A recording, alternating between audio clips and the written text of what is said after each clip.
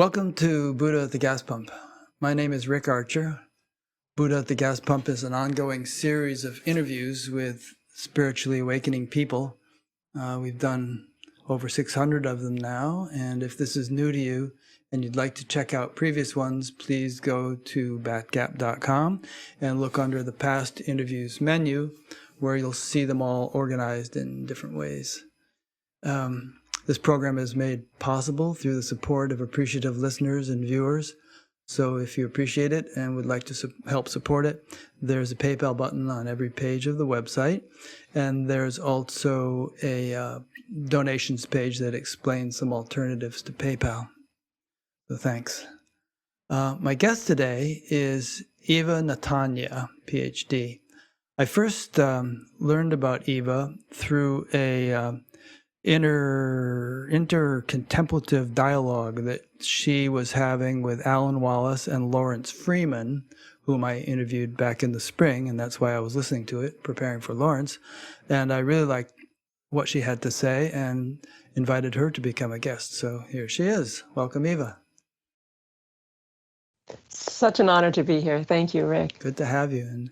And it's been a very enjoyable week for me, listening to quite a few hours of other talks you've given, and I also turned the introduction and epilogue of your PhD thesis into spoken word and listened to it while I was walking in the woods.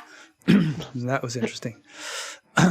Even though I must admit some of it is over my head, but you'll help to explain it as we go along here today.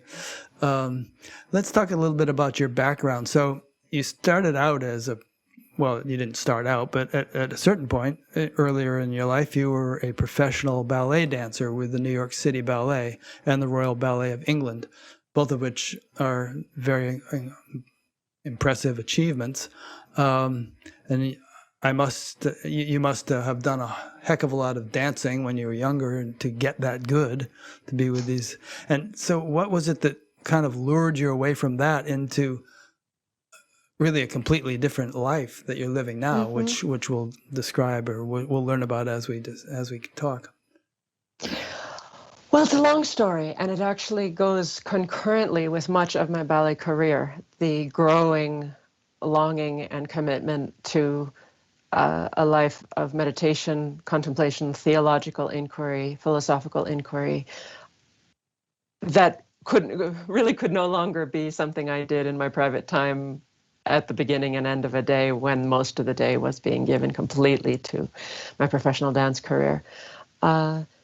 So just to affirm what you said, yes, I started training in formal classes by the time I was about 6 or 7 years old. My mother had already introduced me to improvisational dance and quite a lot actually before that time. So it was a good 10 years of dedicated training before I entered the New York City Ballet at the age of 16.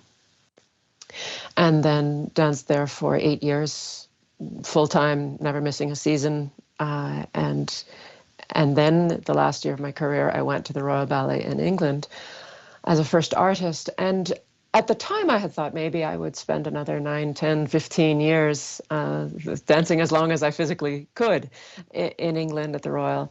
But it was turned out to be a very important year of discernment for me. I had already begun studying, meditation by my late teens, and I was meditating morning and night throughout the dance career. I would have to go back a bit. My interest in Christian mysticism was there from childhood. My mother, Veronica Mary Rolfe, is a well-known author and theologian now, and she's written on Julian of Norwich and biblical mysticism. And actually, we wrote a book together called Living Resurrected Lives in a Christian context. And so she had imbued in me from a very early age this, I want to say, mystical longing, the awareness that a life of prayer and contemplation was not just something for the rare and gifted mystics, but something that as Christians we're all called to. And actually introduced me to the work of Teilhard de Chardin at a quite early age. So I think of that as Teilhard The Divine Milieu, the Phenomenon of Man, some of his other very famous works, it's like I was steeped in that from the time I was 11, 12, 13 years old. And so it was in my late teens that I was starting to take college courses part-time at Fordham University, even while I was dancing full-time at the New York City Ballet.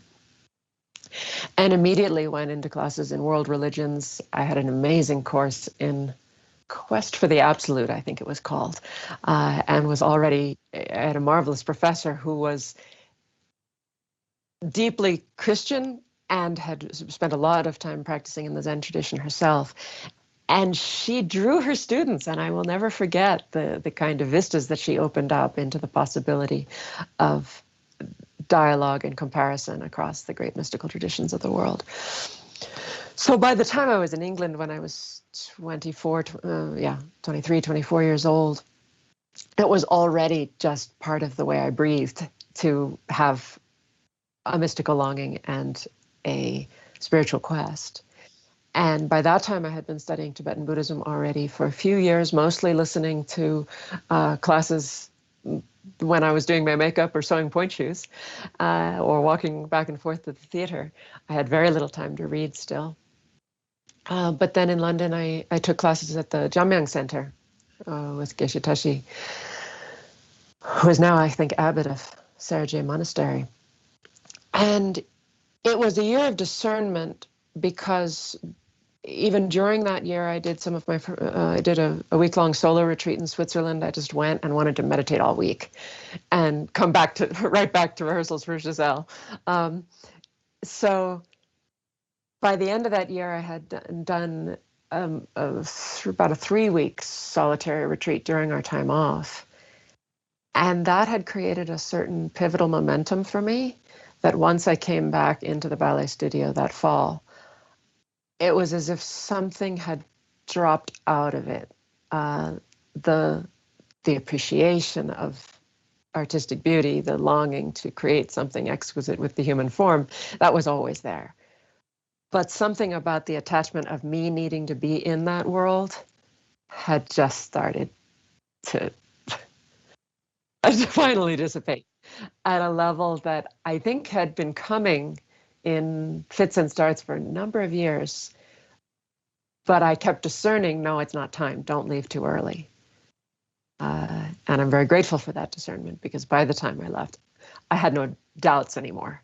It wasn't that sense of, oh, maybe I missed out on something. Maybe I should have continued. A few thoughts on that. One is there's a couple of verses in the Bhagavad Gita where Arjuna asks Krishna, well, what happens if a person is on the spiritual path and they die? And Krishna says, well, they'll go to sort of heavenly realms for a long time, and then they'll come back and be born in a pure and illustrious family. Or he says, but if they're really lucky, they'll be born in an actual family of yogis. So it kind of sounds like you were born in a family of yogis, Christianly speaking. This is true. This is true.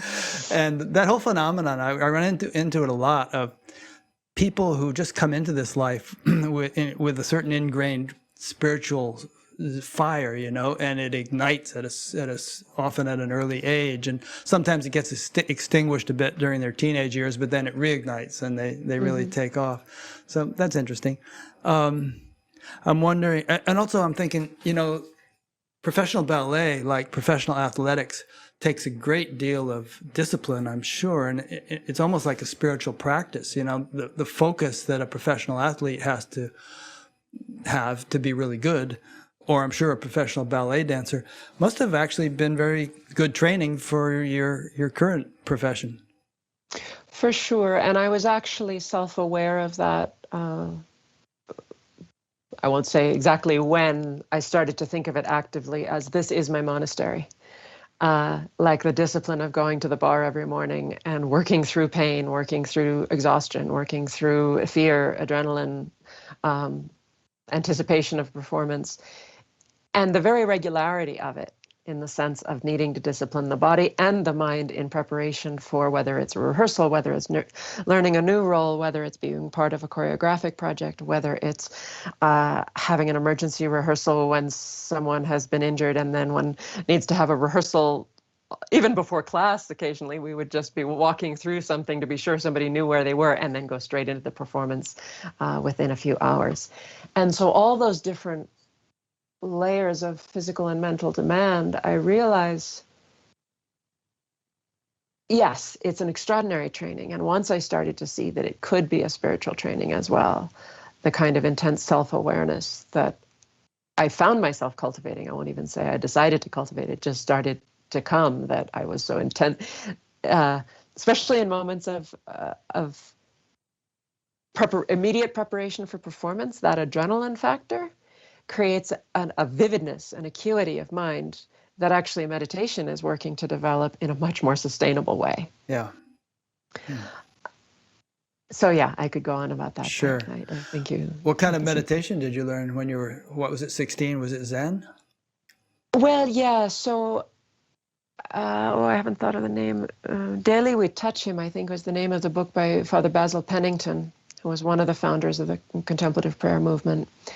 And so I was reading that pretty much simultaneously with Thomas Merton, Mystics and Zen Masters, and then another big compilation of comparison between Zen and Christianity. So that is definitely where I started, in that interface of Zen-Christian dialogue, and certainly in the tradition of Thomas Merton. But already the question was arising for me, okay, this emptying the mind of thought in order to rest in pure prayer, or prayer of the heart, or a longing for union with God, and knowing that this must be beyond all concepts. And so I was introduced to that as I want to say, an aspiration quite early. But then as I started to read Zen material, on the one hand, it kept pulling me to a very similar state of mind. But then the more I read, the more I realized there's a potential real difference in worldview here. And do I have a right, as it were, to be practicing Zen and occasionally going for a one-day sit when I could? That was very rare, but occasionally I did go to for a one-day sit with teachers in New York City. Can I be doing this as a Christian? And so I'd say that in both cases, because I don't think it's too much to say that in the contemplative prayer movement in particular, as distinguished from the lineage that John Main taught, it's mostly technique-free. There's instruction there, but it's very sparse in the sense of technique.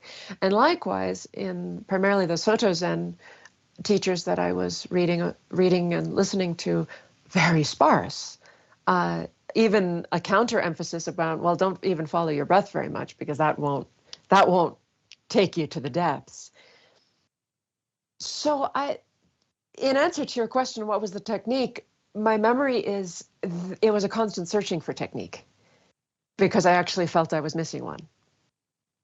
So you would sit every day, twice a day, searching for a technique. I don't think I would have thought of it that way at the time, but in retrospect, I think that's one way of saying it. I think Basil Pennington was teaching centering prayer, wasn't he, along with Father Keating? Or? Yes, I am sorry. I was saying contemplative prayer because I was thinking of contemplative outreach, but centering prayer is the name of the system, yeah. Mm-hmm. And yet a very systemless system.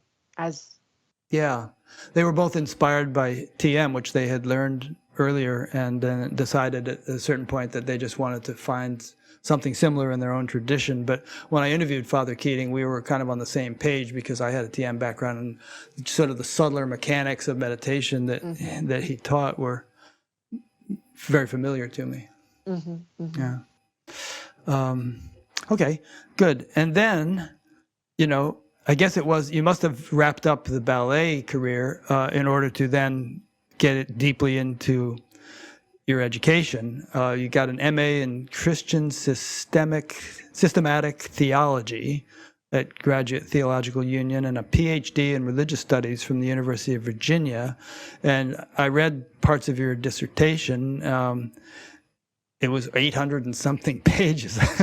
Unbelievable project. But it sounds to me, and you can elaborate, that you went very deeply into both Christian and Tibetan Buddhist traditions, to the point, I believe, of actually learning Tibetan, did you not? And Yes. being able to read and write in that language. So I think maybe a lot of our talk today will center around a deep comparison between those two traditions, as you offered in a talk, which people can find online that you gave, making that comparison. I'll provide some links to some of those talks in the show notes.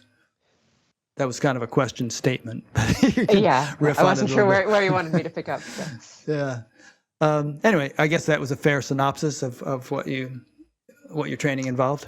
Oh, for sure. Yeah. When I finished dancing, I actually had to finish my undergraduate degree first because I'd been doing part-time for almost 8 years by then.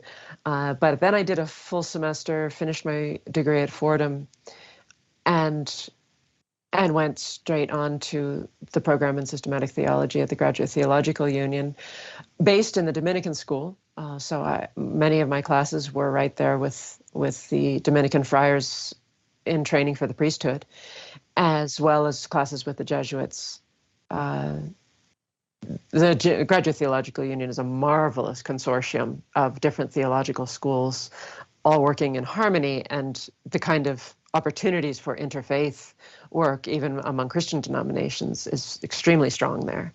And at the time, there weren't many people doing dialogue between Christianity and Buddhism, but they certainly were open to it. And I because I had that knowledge from other sources, I was able to have a lot of freedom with my master's thesis.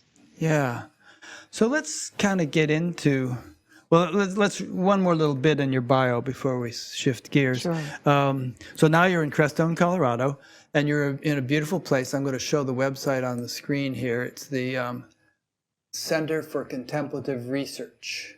And I guess there's also a Tibetan name associated with it. What is that? Myo Samten Ling is the name of the actual hermitage. Okay. And that means hermitage of unwavering samadhi. That sounds good. Or unwavering meditation. So myo means, so yoa is to waver, and myo means completely still. Okay. Have you experienced much of that? At times. Good. Yeah. And so you live there, and you spend a lot of your time in solitary retreat, right? And what's that routine like?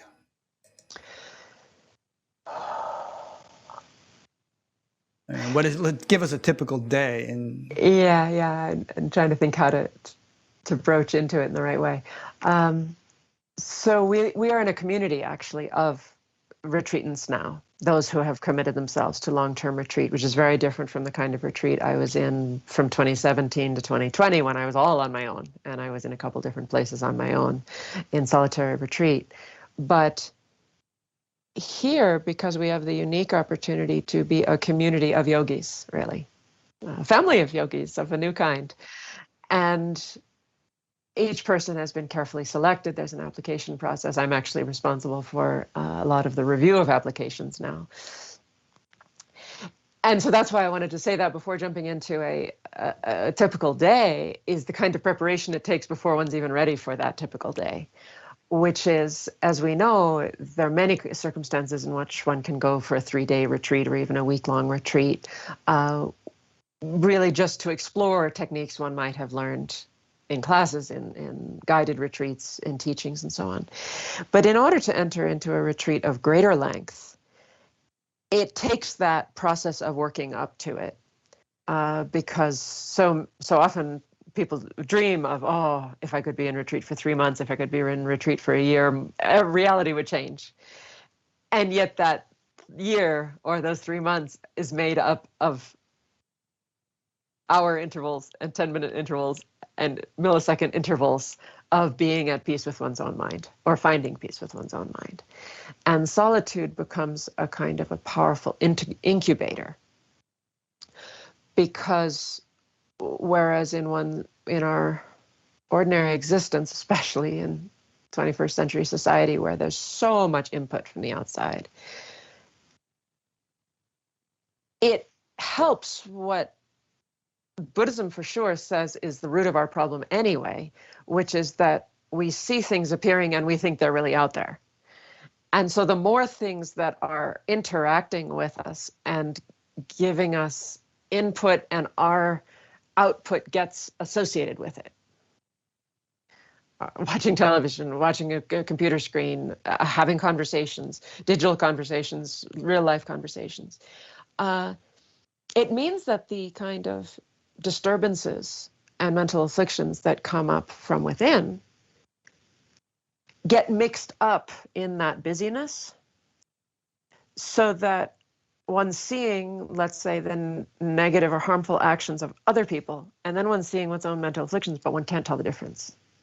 And so they're getting meshed into a kind of a matrix that's all somebody else's problem.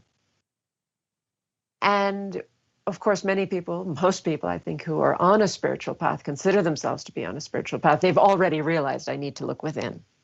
That's often the first step. Or I need to look without at the ultimate level, the divine level, rather than the parallel level of our world, of the senses. But what can often be most difficult about going into an extended period of solitude, I'd say more than 3 weeks, is a kind of a threshold. One can have an initial inspiration and intention that can carry very well through 3 weeks. By week 4, if there isn't a deeper sustaining power, one will just start missing the world and say, I want to go back. I have things waiting for me. There's other stuff I have to do. So that week 4 can be a very important threshold. But then much less month 4 and month 6. That silence and the focus on practice, and I will get to that in describing it, it means that it becomes more and more vivid that all the cycles of problematic arisings weren't being stimulated by the outside world. Because one has deliberately cut off all the outer stimuli, as many as possible. And oftentimes, because retreat centers are deliberately in beautiful places, even when there are snowstorms or hot weather or mosquitoes or hail, whatever it may be, there's still that sense of, oh, well, I wouldn't blame the environment. That's still cultivating, that's still nurturing me. And so all the discontentment that we actually carry as human beings becomes vividly thrown up on the screen of the mind. And then the work is to clean it. The work is to release it. The work is to find a deeper purity and rest there and not get caught up in those spirals. Because if one's in retreat and one gets caught up in the spirals, one doesn't have all the usual distractions to get one out of a spiral. Back in the 70s, I did a number of long retreats, several of them 6 months at a time. And looking back at that now, I wish that they had been a little bit better structured with a little bit more supervision, because I had a tendency to just get kind of really eccentric and kind of off balance and obsessive about certain things and waste a lot of time, really. And if there had been a little bit more feedback and monitoring of what each individual, and a lot of people, I think, were going through that kind of stuff. If there had been a little bit more monitoring of what we were going through, it could have been time better spent. So has that been your experience, either personally or with others in retreat, that you can get a little nutty with doing a lot of long practice for weeks and months on end, and there needs to be some kind of supervision to keep you on track? Well, and that's one of our central goals, having a community of like-minded practitioners, and there is leadership and there is guidance. So as I started to say, because of the application process, so this center was founded by B. Alan Wallace. You mentioned his name earlier, that he was part of this intercontemplative dialogue with Father Lawrence and me. But so B. Alan Wallace, Dr. Wallace, has had this vision for, at least 17 years or longer, of founding a center or multiple centers around the world where committed practitioners could have the conducive circumstances to not only know their practices well, learn their practices well, but stay in retreat in a sustained way and with proper guidance and proper support from a community of fellow practitioners, that they don't have to leave, that they don't have to keep being distracted back to the world and then not necessarily start from scratch, but start over again each time they find a new place to be in retreat, which I think has been the experience of many who are just trying to find a good cabin somewhere to do solitary retreat.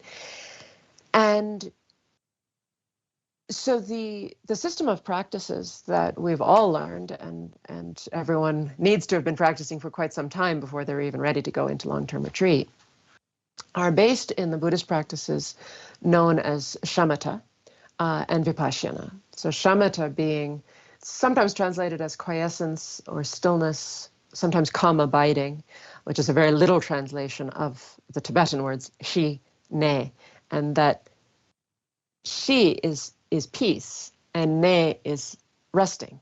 So literally, shamatha, shi, ne in Tibetan, shamatha is Sanskrit, is resting in a peaceful state of mind. But that can be misleading because one can have flashes of a peaceful state of mind at lots of different stages of the path, whereas shamatha is referring to an extremely stable state of meditation that can be sustained typically, according to the scriptural accounts and the lineage of great masters, typically for 4 hours at a time. Unwavering samadhi, back to this word unwavering samadhi for 4 hours at a time, unbroken. Don't get tired, don't feel agitated, don't have any need to leave that state of samadhi. I could probably by the time one can do 4 hours, 5 wouldn't be hard. But there's a real threshold there once one can get into a 4-hour state of samadhi, which I've never been able to do. I'm me neither. clear on that. But in fact, how many have in your experience? I mean, are we talking about super, advanced Tibetan yogis that you may have met or that you haven't even met, but that are legendary or, yes. So yes, that I know of for sure. I do know of non-Tibetans, Westerners, who have been able to meditate in an unbroken stream for, and I've heard numbers like 8 hours, 11 hours, then a short break and 3 more hours. So it's not that unusual now. But whether they're in a state of perfect silence during all those hours is another matter. So this is what I was going to get to, is they can stay in samadhi, their body might not move. Right. But that doesn't necessarily mean it's shamatha. Right. They could be thinking about their high school sweetheart or whatever, It's the subtlety of what the mind is going through at that time. That now, in one sense, the amount of time that someone can stay in unbroken meditation, I won't say samadhi or shamatha, but just unbroken meditation, it's a good sign because it means that there's nothing so agitating that, first of all, there's an impulse to get up, but also because of the pranic system, the system of inner energies. They're balanced enough to let your body remain in a single posture without needing to move. And I know very well, and I'm sure you're deeply familiar with this, because of the interconnectedness of the mind system and the pranic system. If the mind is... Maybe just define pranic for those who aren't familiar with that term. So prana is a Sanskrit word. I should get the retroflex N there, prana, which can mean breath. It can mean breath of life, but it most of the time refers to a very subtle energy that's coursing through our subtle body. That's the best term to use, our subtle body at all times. And there are other terms for that in Sanskrit that get into distinctions, whether vayu or vata, of the different kind of inner winds or inner energies.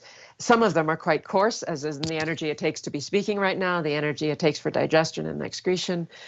Some of them are more subtle. So when I'm speaking about prana right now, I'm actually speaking about something that anyone who's meditated probably for more than 45 minutes has an experience of. Even people who've meditated for 10 minutes start to get an experience of, which is a kind of a pulsation that can happen throughout the body that's not just the blood.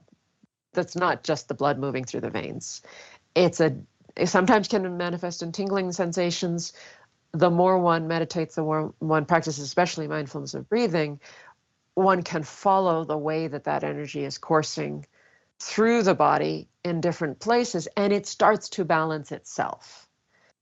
And so the point that I was making is that because of that interconnection between mind and prana, or in Tibetan lung, it's one of the many meanings of lung, but as in subtle energy,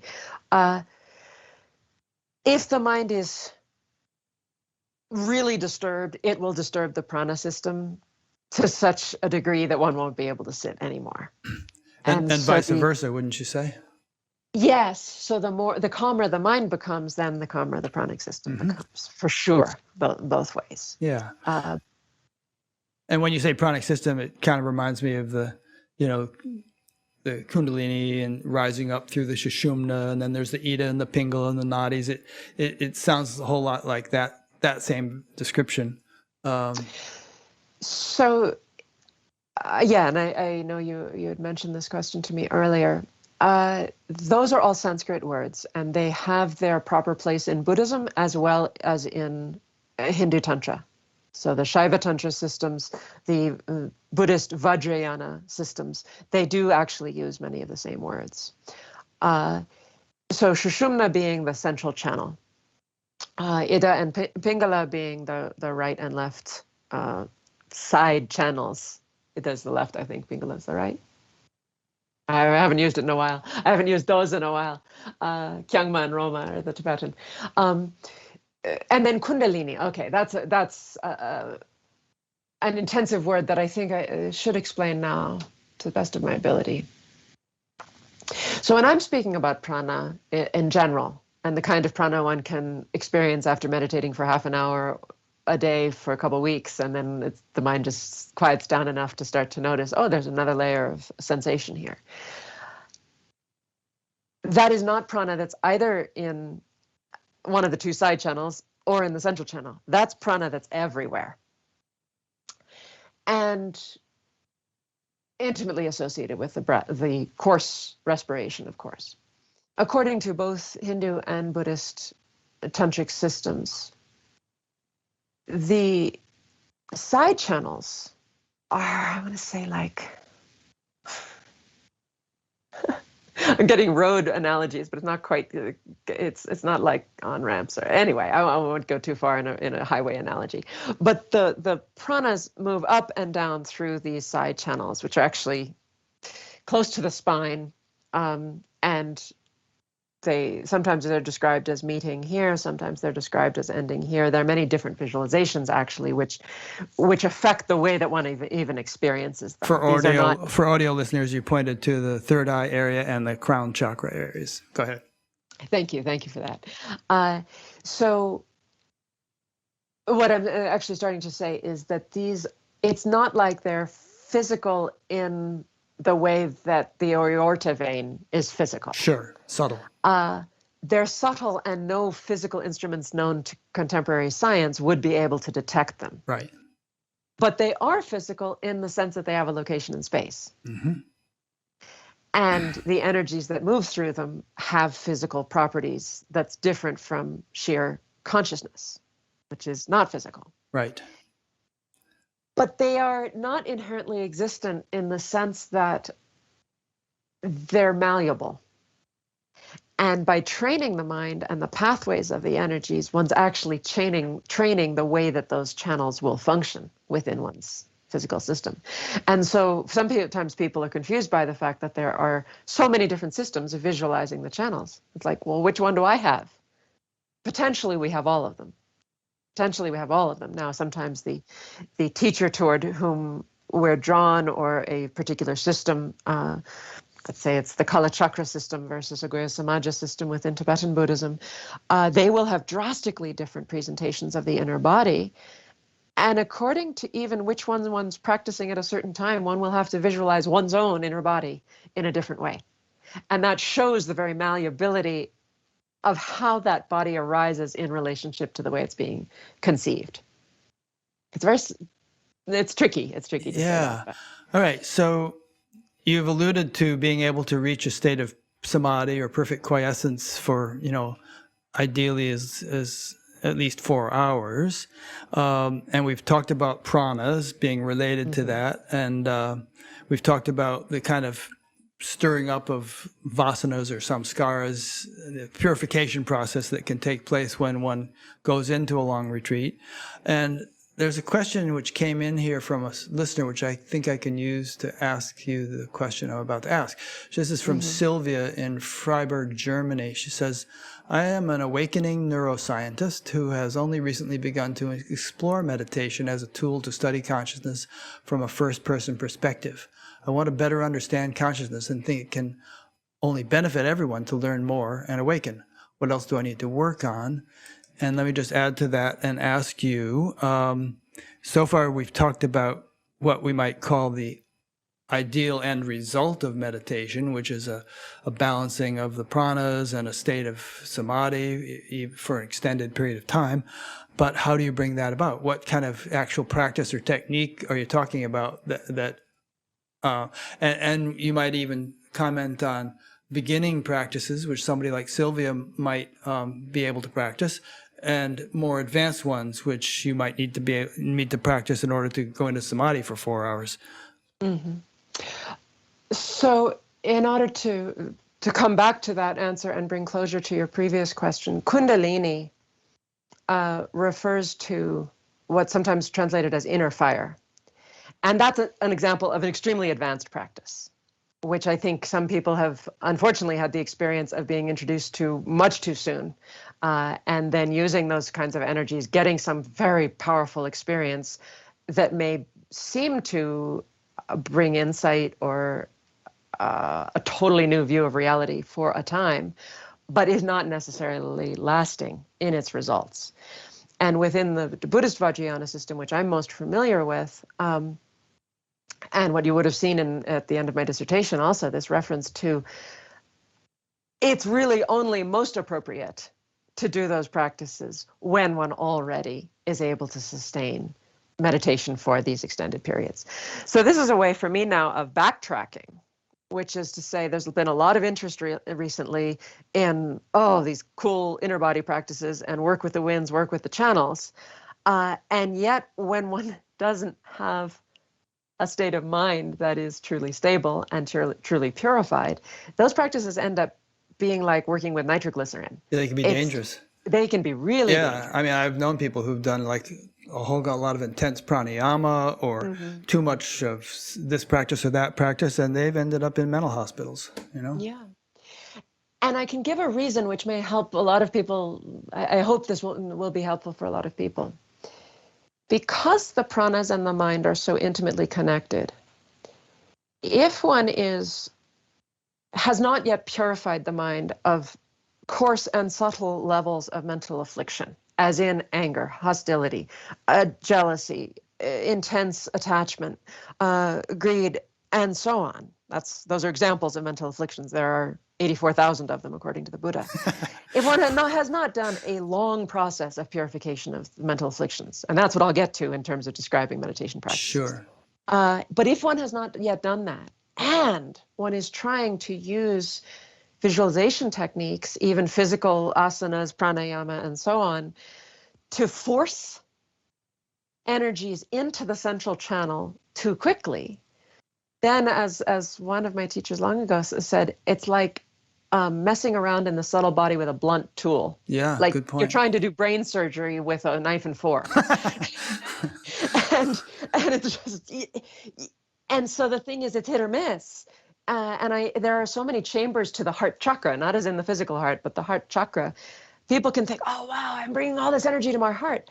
But if you get stuck in a chamber thinking physical space that's a few millimeters off, and you put an enormous amount of energy into that chamber, but it's not dissolving gently, sweetly, purely into this actual chamber where it's supposed to be, it's like setting a bomb off inside one's heart. And that can actually cause physical damage. So this is in Tibetan called heart wind or heart lung. It's actually so lung is life wind. But they're actual disorders of the wind when it gets in the wrong part of the heart. And that can cause physical pain and, as you say, also deep mental distress. So that's to set that aside with deep reverence, with deep love for these practices, and to say, not only don't try this at home without a teacher, but don't try this until you've done all the other practices that within those ancient traditions were actually prerequisites to them. And sometimes those can take years or decades of fully dedicated practice. So then coming back to where do we start? And this will answer your question too of a typical day of a meditator here, which is settling body, speech, and mind in their natural states, which is a practice specifically described in the Dzogchen tradition of Tibetan Buddhism, in English, the Great Perfection tradition. And in one sense, it seems so obvious, like, well, of course, one has to learn how to be in a proper meditation posture with the back straight and the hands, whether on the lap or on the knees. I can't show you now, even on Skype, but the legs crossed, the head straight, the back of the spine slightly longer than the front, and letting the breath flow naturally. So that's basic meditation instruction, which I think is consistent across many traditions. But the settling of body, speech, and mind in their natural states has an element of release to let, first of all, the body find what is its own perfectly balanced state, and that's not the same for everybody. It's not some kind of forced militaristic, I have to be really straight and tall. Sometimes it might be in the Shavasana position, lying like a corpse. It may be in a chair. It may be seated in a more comfortable cross-legged posture, not the full Vajrasana. But then in terms of the breath, it's a releasing the breath to find its natural rhythm, not exerting any control whatsoever on the rhythm of the breath, which is actually the opposite of pranayama, where one is trying to calibrate the breath towards preconceived rhythms, which has its own purpose. But in the Dzogchen tradition in particular, and Lama Alan Wallace emphasizes this a great deal, it's a releasing the breath to find its own natural rhythm. Sometimes for someone who's starting out in meditation, to release the breath all the way may be the first time they've done that in decades, because there are built up fears, built up tensions, built up stresses, built up I have to do something next, that means we don't fully exhale, maybe except in sleep. And then likewise the inhale, that the inhale not be in any way pulling, grasping, trying to get the breath, but receiving the breath. It already can become a mystical experience of receiving the breath as a gift, as a divine gift from the outer world. Wow.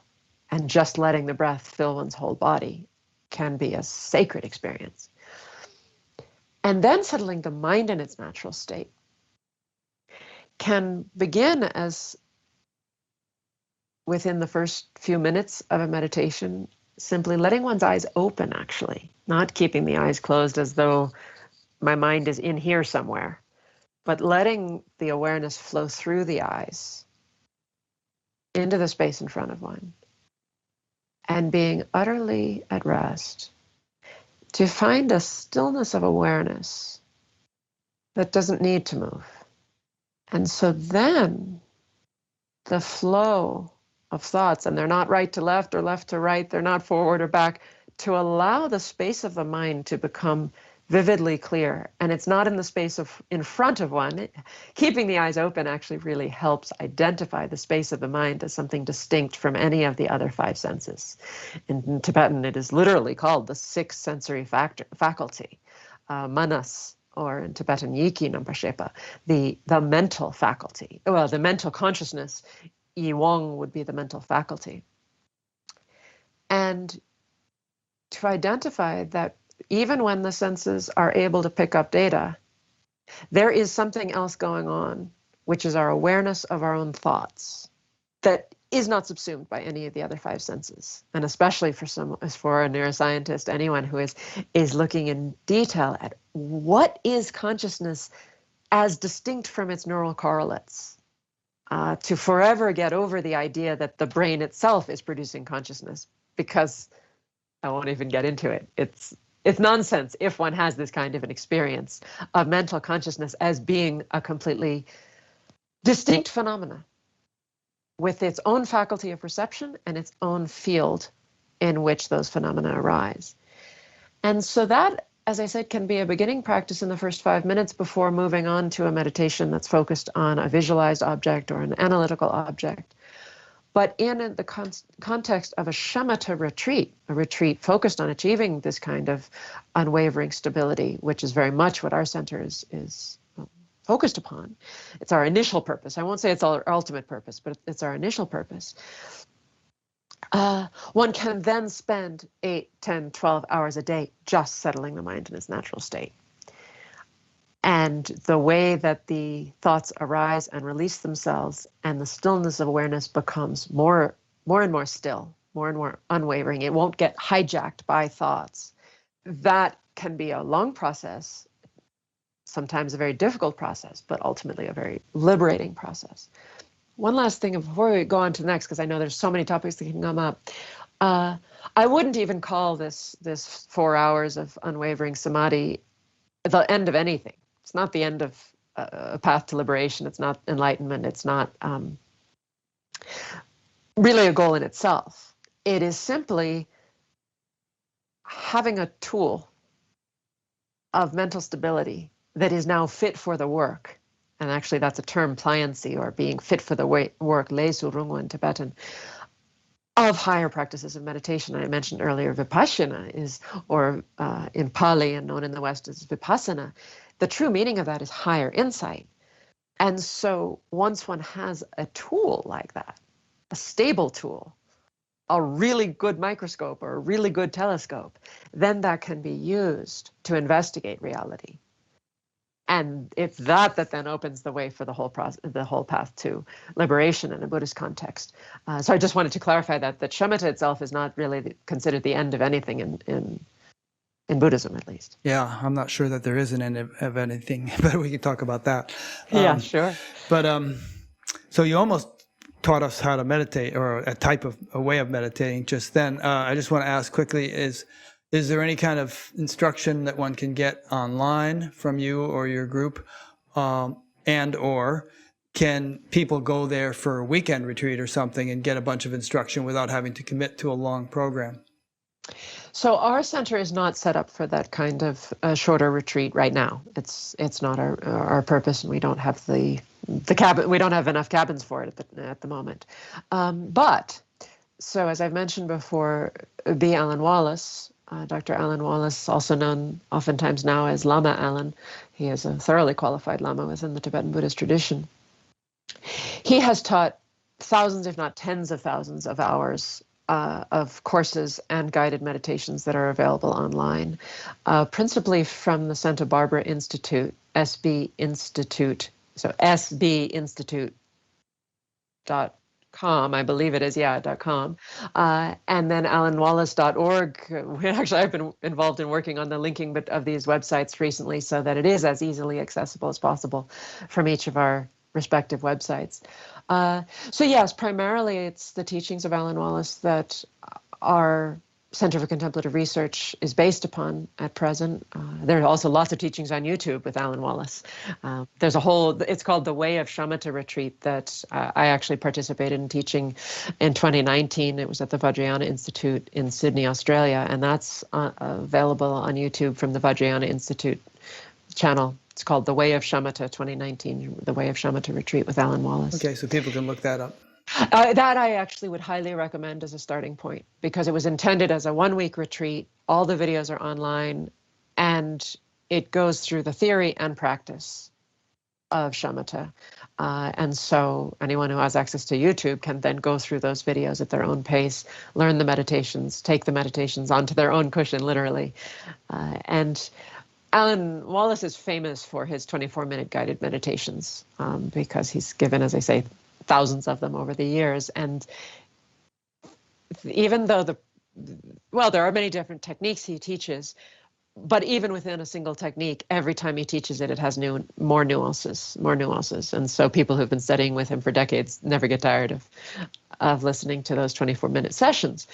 But then, of course, as an individual practitioner, it's our responsibility to extend that He often suggests minute by minute, make your sessions a little bit longer each day, up to 30 minutes, up to 40 minutes, up to 45 minutes, until it's quite natural to be meditating for an hour and a half, 2 hours. Usually it would be hard to reach 2 hours not in a retreat environment. There are people who can do it, who can be doing 2 hour sessions and then go to their daily life and then come back at night and do another 2 hour session. But many people don't have the stability and the mental strength to do that. Yeah, or the time. I mean, if you have Exactly. kids or whatever. Exactly. Okay, so one question that comes to my mind is, it's one thing to sit in meditation and have a nice settled state or whatever one experiences. But obviously, there's a lot to life outside those 2 hours in the day or whatever it is.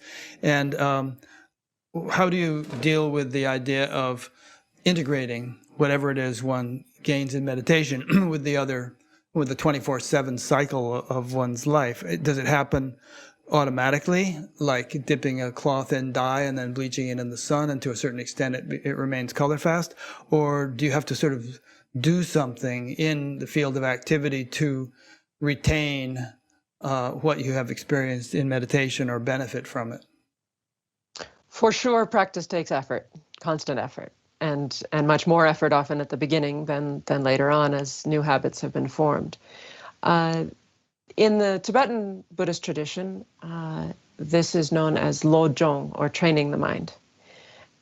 And the teachings on mind training have a meditative component, and then they have their all-day component. And those are intricately interwoven. And so the kind of meditation that one would be doing for Lojong wouldn't necessarily look just the way that I described. So I was describing a preliminary and what can eventually be the main practice of shamatha. But Lojong starts with the cultivation of the four immeasurables, what are known as the four immeasurable qualities of the heart.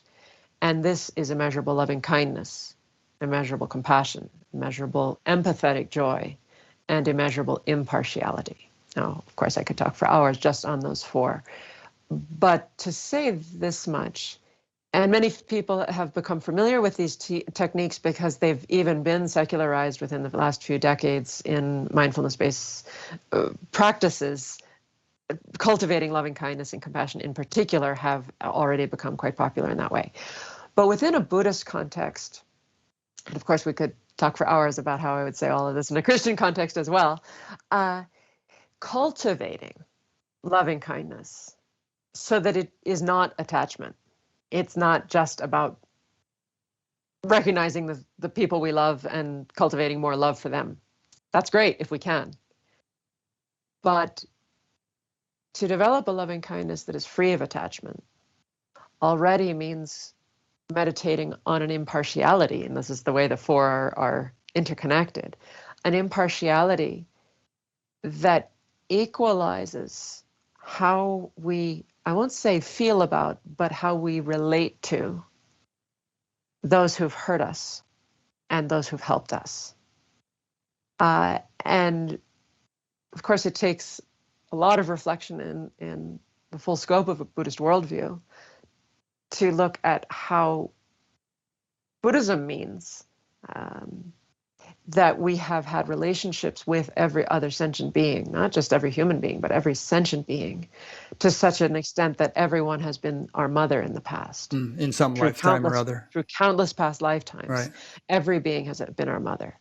And so for many Westerners, it's difficult to get to this. It's difficult to get to this as a realization because it's not a worldview that even those who have accepted a Buddhist worldview can fully relate to in the way that someone born in a Tibetan Buddhist culture, Bhutanese, Nepalese, Indian culture, of course they've been thinking that way since they learned how to talk, that maybe before they learned how to talk, they have memories from past lives.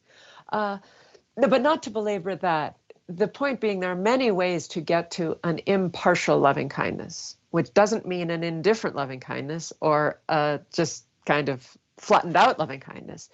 A loving kindness that can raise to the nth degree to see through to the depths of what a sentient being is And so in a Christian To love others language, to love your neighbor as yourself. as yourself. Yeah. And even more so, to love one's neighbor as a creation of divine love.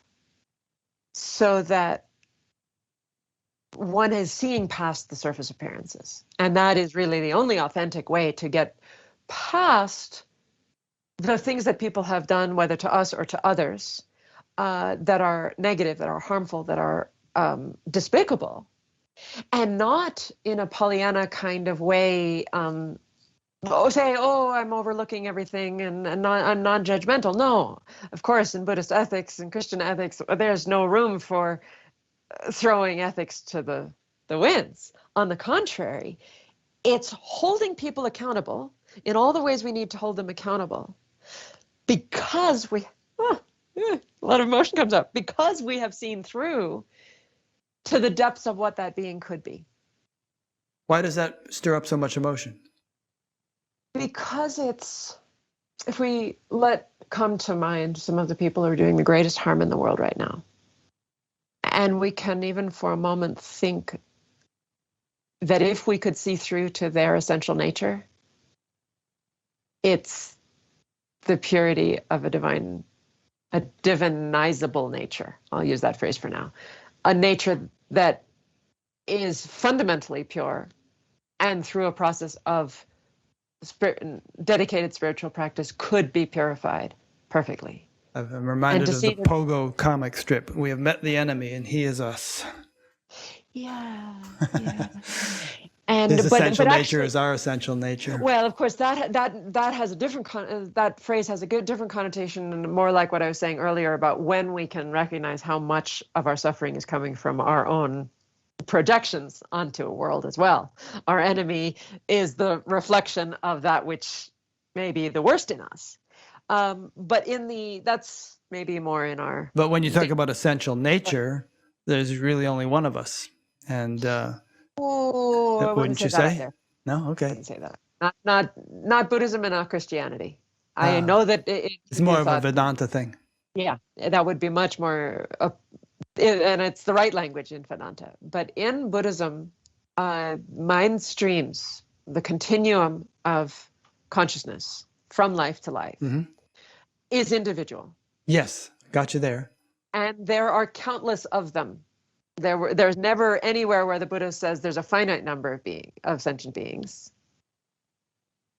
And yet one can vow to save all of them in a bodhisattva vow. And I haven't gotten my mind around that, and I'm okay with it, that countless sentient beings. Now, in some contexts in Buddhism, countless actually is a number. It's just like referring to a very large exponential number. But it is certainly beyond anything that a human mind can count. But they are individual. Yeah, let me probe you on that a little bit. Yeah, I'd love to, because it's a central topic. Yeah, well, I'll give you a moment to think here. But because we got onto this, I just don't want to lose the thread that we got onto this apropos of Lojong, or the training of the mind, and bringing practices into our daily lives. And so that's why we have deliberately opened this Pandora's box of meditation isn't just about calming the mind. Meditation is about a complete transformation of worldview. And calming the mind is developing a technique and a tool to have a mind and a heart and an emotional system stable enough to do the real work, which is this transformation of the way that we experience and interact with other beings, what we bring to the world in every endeavor we undertake. So that's how enormous it is. And then, of course, it has to be integrated from the cushion time to the outer lifetime. Gotcha. Well, there's so many things we can talk about here. Let's try to get into the meat of it. Right. So I'm on board with, and just from everything I've learned and experienced to whatever extent I have, that, yeah, there are our individuality in some subtle form transmigrates from life to life. And I've heard people argue that that's not part of Buddhism, that somehow Buddhism doesn't admit that there is ultimately a person, and therefore it can't be that there's a person who, reincarnates, but rather that somehow or other you just take a bucket from the ocean of karma and that becomes a life.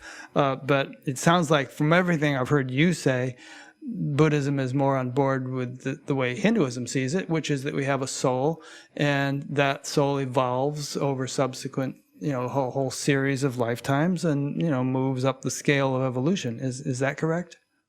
Neither nor. What do you mean? Neither nor. It's delicious to me to see how many different ways there are at coming from at the question. But so not a drop of, not a cup of water from the great ocean of karma. That doesn't work in Buddhism at all. No good. Because there's no collective consciousness in Buddhism. There's just no collective consciousness. Okay, so there is no sort of collective unconscious or repository of karma that's... Not a Buddhist idea. Okay, good. Not a Buddhist Fine. idea. But there's not a soul that transmigrates from life to life either. Oh. So what happens when... How does reincarnation work then? But this is the key. This is what was so revolutionary about what the Shakyamuni Buddha taught, Gautama Buddha taught. So when we can say in Buddhism there is such a thing as a person. The word I'm referring to in Tibetan is Gangza, to Sanskrit Pudgala. And if Pudgala is taken in an ultimate sense, then Buddhism can't accept it. There was an early school of Buddhism called the Pudgalavadins who said, no, there really is a person. But that was later released and said, no, that isn't real. And let's Buddhism define what person is here as we go along. Yeah, that's what I have to get to. So I actually looked it up, and I'm going to get the Tibetan up on my screen so that I don't get it wrong. The Tibetan of a Kangzak, in Tibetan, and unless one studied Tibetan, probably very few people know this. Kang means full. Zak means sometimes zakpa, it means impure, but it also means an outflow, but it also can mean to be destroyed. So doing an immediate translation of the Tibetan definition of Kangzak, it's on the basis of the 5 aggregates. Which are like subtle elements or something? Which are form, feelings, discrimination, as in this is good, this is bad, I like this, I don't like this. A whole array of other mental factors, and raw consciousness itself, as in each of the 6 consciousness faculties, the eye consciousness, the ear consciousness, and the mental consciousness.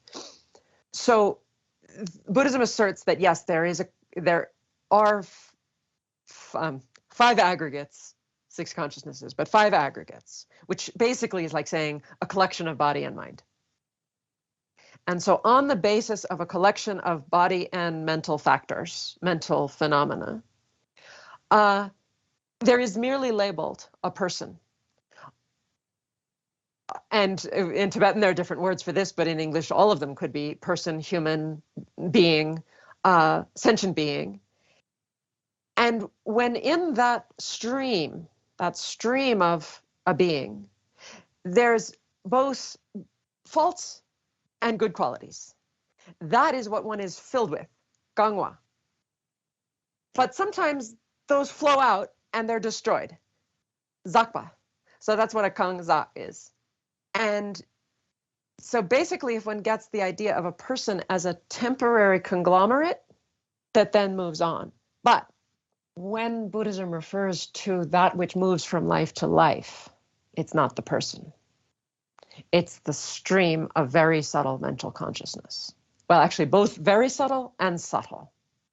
But is that stream associated with any deeper core that it aggregates around? So, I mean, was Eva Natanya, somebody in the 19th century or in the 16th century who has kind of moved from body to body?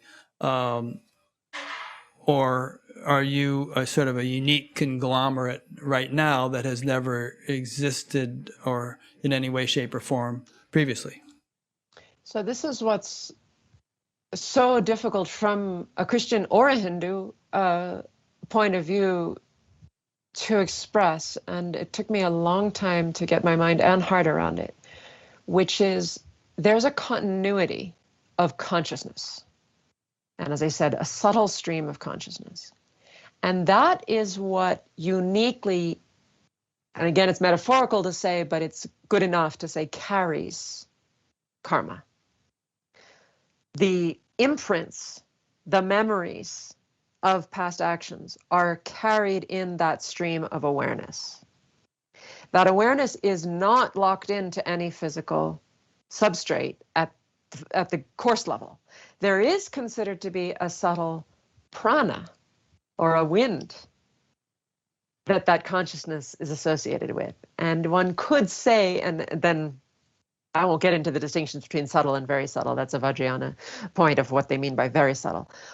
But there is something at the energetic level that is also moving from life to life.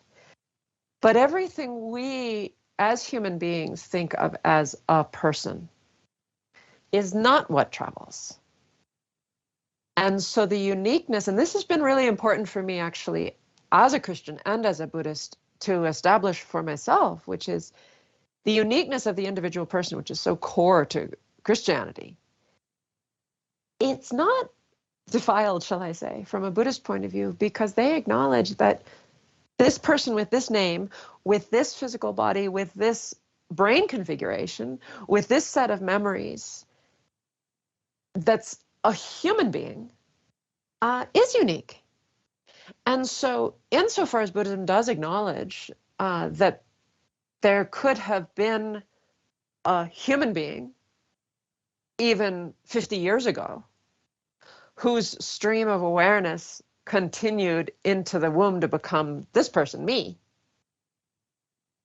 they'll acknowledge that that human being and this human being are different people. And yet the stream of karma is a single stream. And that's why we are responsible for that which will be experienced by the person of the future life. Well, I mean, you might have been a truck driver in the 1930s or something. So in that respect, you're certainly a different person. But let's say that, you know, I mean, let's take it away from that analogy, just to say that, let's say I'm a virtuous person. I do good works and I help people and I feed the poor and I live a good life. And somehow or other, that karma is being accumulated. And it's going into some karmic bank account of some sort. And then I die. And then somebody is born. And does that somebody, or I could use the opposite example, I lie and I cheat and I steal and I kill people, that karma accumulates and somebody is born. Is that a completely different somebody than whatever it is that I am? And somehow they get stuck with or blessed by the karma that I have accrued, or what?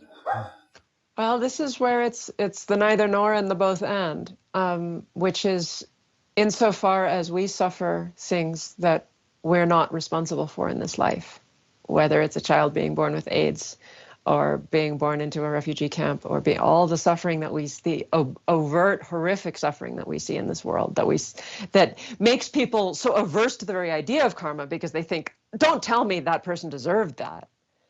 And Buddhism is saying, that's not what we're telling you. We're just saying there's a karmic cause for that. And it's somehow within the mind stream of that being, and it can be purified with certain practices, which is a positive thought. It's actually an optimistic thought. It doesn't make the suffering any less while it's happening. But it's not as if Buddhism is saying we're being blamed for the deeds of a person of a past life. Now, what's very difficult for many people to handle is that the counterexample that you used of lie, kill, cheat, etc., those deeds as a human being are so heinous karmically that one wouldn't be born as a human being again. Those are the causes for a hell realm within Buddhism. But wait a minute, you said that one isn't really, whatever we are, isn't actually born as another kind of being anyway. The other kind of being actually has it doesn't contain the identity of the previous being. So, and then another point, what about the Dalai Lama? Yeah. Isn't he supposed to have been the Dalai Lama last time and they went to a whole lot of trouble to figure out who he was, so they got the right guy? Right. So that is a case, and this is like we have to look at the two extremes of the trajectories for it to start to crystallize as an idea. Um, to speak of His Holiness the Dalai Lama or any other of hundreds of reincarnation lineages within Tibetan Buddhism in particular. Now, admittedly, it's been even His Holiness the Dalai Lama himself has spoken out against the Tulku system, saying maybe this needs to be rethought in the 21st century. It's not functioning anymore for Tibetan exile. That's a different situation, a different thing, and in many ways, it's a political and a social issue, because it has to do with the recognition of Tulkus. But in principle, what that recognition is seeking out, and certainly I've heard stories that are so convincing that they got the right person, as it were. That is a case where someone is already so far along in their spiritual path that they can go into the dying process lucidly, like a lucid dream. They know they're dead. Some are able to remain in a state known as tukdam, or the body doesn't decay. It doesn't even start a decaying process for a week, 2 weeks, sometimes longer. And there's warmth at the heart, but the person is brain dead, no metabolism anymore, but there is a warmth at the heart, and they are able to stay in a meditation on the clear light of death for a sustained period of time. That means they go through what's known as the intermediate period, or the bardo, also lucidly. And that bardo being, that intermediate state being, is not bound by the physical limitations we have as human beings. And they have the virtue and the meditative samadhi in the state of the bardo to direct themselves to exactly where they want to. Let that stream of consciousness and mind enter a womb. I mean, that language is used. It's okay to say a stream of mind and subtle energy entering a womb, and then becoming associated with the coarse physical substrate of a fertilized egg. Speaking in the human realm, of course, there are other ways of taking birth in other realms. I won't get into that. But it's basically saying only people who are at very high levels of the spiritual path even have the capacity to choose their rebirth. And that's what the Tibetan Buddhist Tulku system or reincarnation system is recognizing. That is not a universal phenomenon. Right. But whether Humans you do choose not always it, become humans, is what it's saying. whether you choose it or not, let's say you're not so highly evolved and you don't get a whole lot of choice about when you're kind of compelled by karma to take a birth. But that would still imply that it's the same person that is taking a birth compulsorily, whereas with an advanced, yogi, they have more volition in the process. But one way or the other, it's the same jiva, that is incarnating in a new physical body. It sounds to me. To a certain extent, all this is hypothetical to me, and it's like, but they're interesting hypotheses to explore. And I'm not saying we have to sort of arrive at rock solid belief in any of this, or in many of other things we could possibly talk about. But I enjoy playing with these kinds of hypotheses. Yeah, in Buddhism, it's quite serious because it's not simply a hypothesis, and actually, admittedly, one of the goals of the Center for Contemplative Research is to have enough people with stable enough samadhi that they can actually have verifiable memories of past lives. Because if from certain states of samadhi, that's known historically to be possible. And so if that could be done under the scrutiny of scientific research, that would be quite extraordinary. Do you know Jim Tucker at the University of Virginia? Exactly. Oh, yeah, you studied there, right? I interviewed him a few weeks ago. I never met him, but Alan Ian Wallace is a great Stevenson, a great admirer of his work. Yeah. But back to why it's still not right to say it's the person being reincarnated. Even His Holiness the Dalai Lama is not the same person as the 13th Dalai Lama. It's different when it gets into that unbroken continuity of a very highly realized being. But back to something I said earlier, which is if someone has done truly harmful deeds and never purified them in this life, never had a regret, never had a recognition, this harmed people, it was wrong, I would never want to do this again. Those are all purificatory actions that can deeply lessen the karmic implications of something. But if someone has done horrible deeds and rejoiced in it and gone to their death that way, according to Buddhism, that's the kind of karma that will not produce another human being. That's the kind of karma that will produce born as a being. sea slug or something. Or a hell realm. Right, hell realm, yeah. That's what the hell realms are. Well, And that's okay. I'm sorry. Go ahead. Yeah, no, I should continue the sentence, which is, does that hell realm being blame some human being for having done the karma that got them there? It's very difficult to conceive of. And is it the same being? And if it isn't, then why did that poor hell realm being end up there? You know, it wasn't. Yeah. It is. This is why for people who go looking for Buddhist worldview because they were fed up with Christian teachings on hell and damnation, they don't get much better option because it is just as serious. It is just as serious.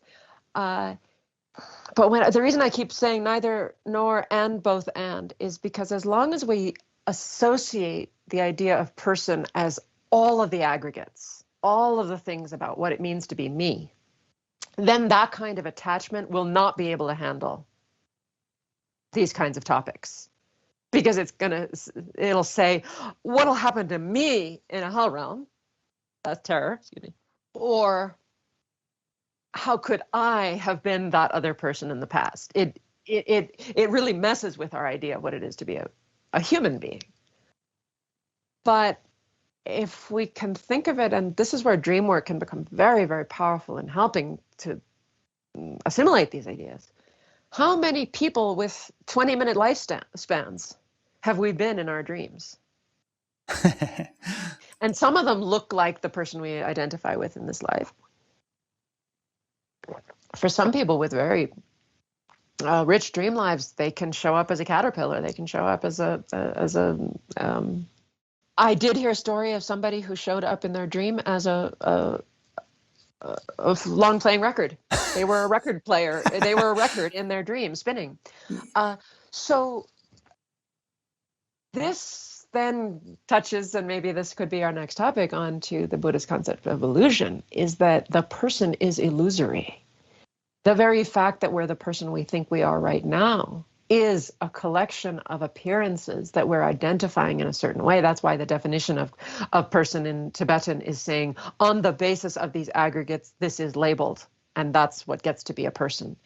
So as long as we're attached to that as meaning person, then this whole reincarnation idea doesn't make sense.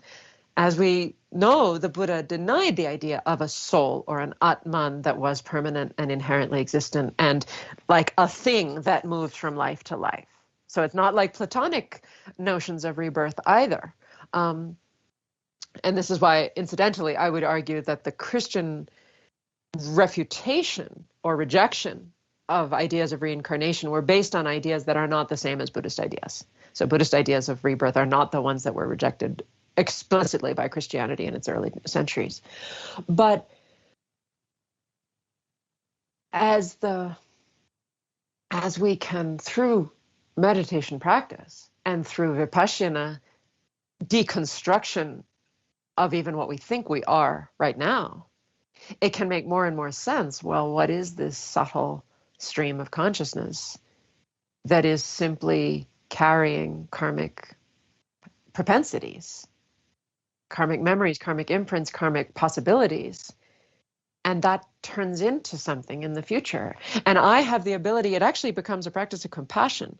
I have the ability now to practice compassion for the person who will be the continuation of this stream in a future life. And out of compassion for that person's experience, I can do virtuous deeds now and purify non-virtuous ones. And this is actually a doorway coming back to loving kindness, coming back to compassion, immeasurable compassion.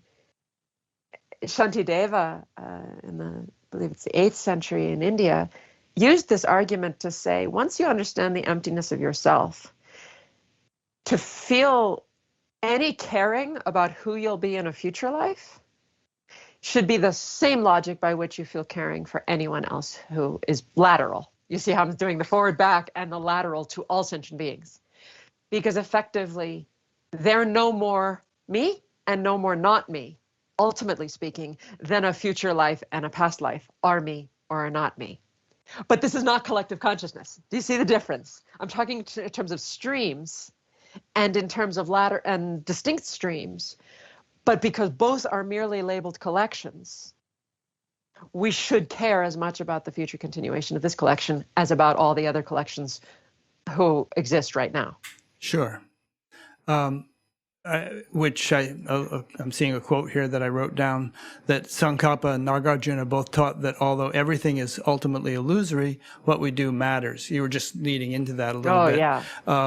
And I think Vedanta would also see it this way, that, ultimately you could say nothing ever happened, but that is sort of, you can't live that way. And there's a sort of a transactional reality, I forget the Sanskrit word for it, but in which things are happening, even though they aren't the ultimate reality, and they matter, and it matters what you do, and so on. So if you kind of try to brush it off and say, oh, everything is illusion, so it doesn't matter, you get into a lot of trouble. And we're obviously shifting gears, because I could talk to you for the next 2 hours about this reincarnation thing, and I still think we wouldn't resolve it, or I wouldn't properly understand it. But and I don't mean to abandon that topic, but there's still a number of other things we want to. But you did touch on that, the notion of illusion, and yet things matter even though they might ultimately not exist. Mm-hmm. So in Buddhism, the term that's used is pratitya samutpada, which is often translated as dependent origination or dependently related events. Vyavaharika, that was the Sanskrit term I was trying to think of. Yeah, Vyavaharika. That would be, I think, what's in Tibetan Tanye, Dakpa, and in English conventionally labeled reality. I think actually the same word is used by Nagarjuna in a Buddhist context. So these words were passed back and forth sometimes between systems within India. And in Buddhism, the dependently originated world of appearances and the emptiness of those appearances, which we could think of as being the absence of appearances, are inextricably I won't even say linked, they are two sides of the same coin. So this is why there can be reference to the two realities, but there can't be one of those realities without the other. It's not as if you can have emptiness without dependent origination or dependent origination without emptiness. And indeed... please define dependent origination. So it is, there are actually several levels of defining it. The easiest one to understand is causes and conditions. Things depend on other things. At the subtlest level, it's dependence upon labeling, upon a conventional designation of this is this, this is this.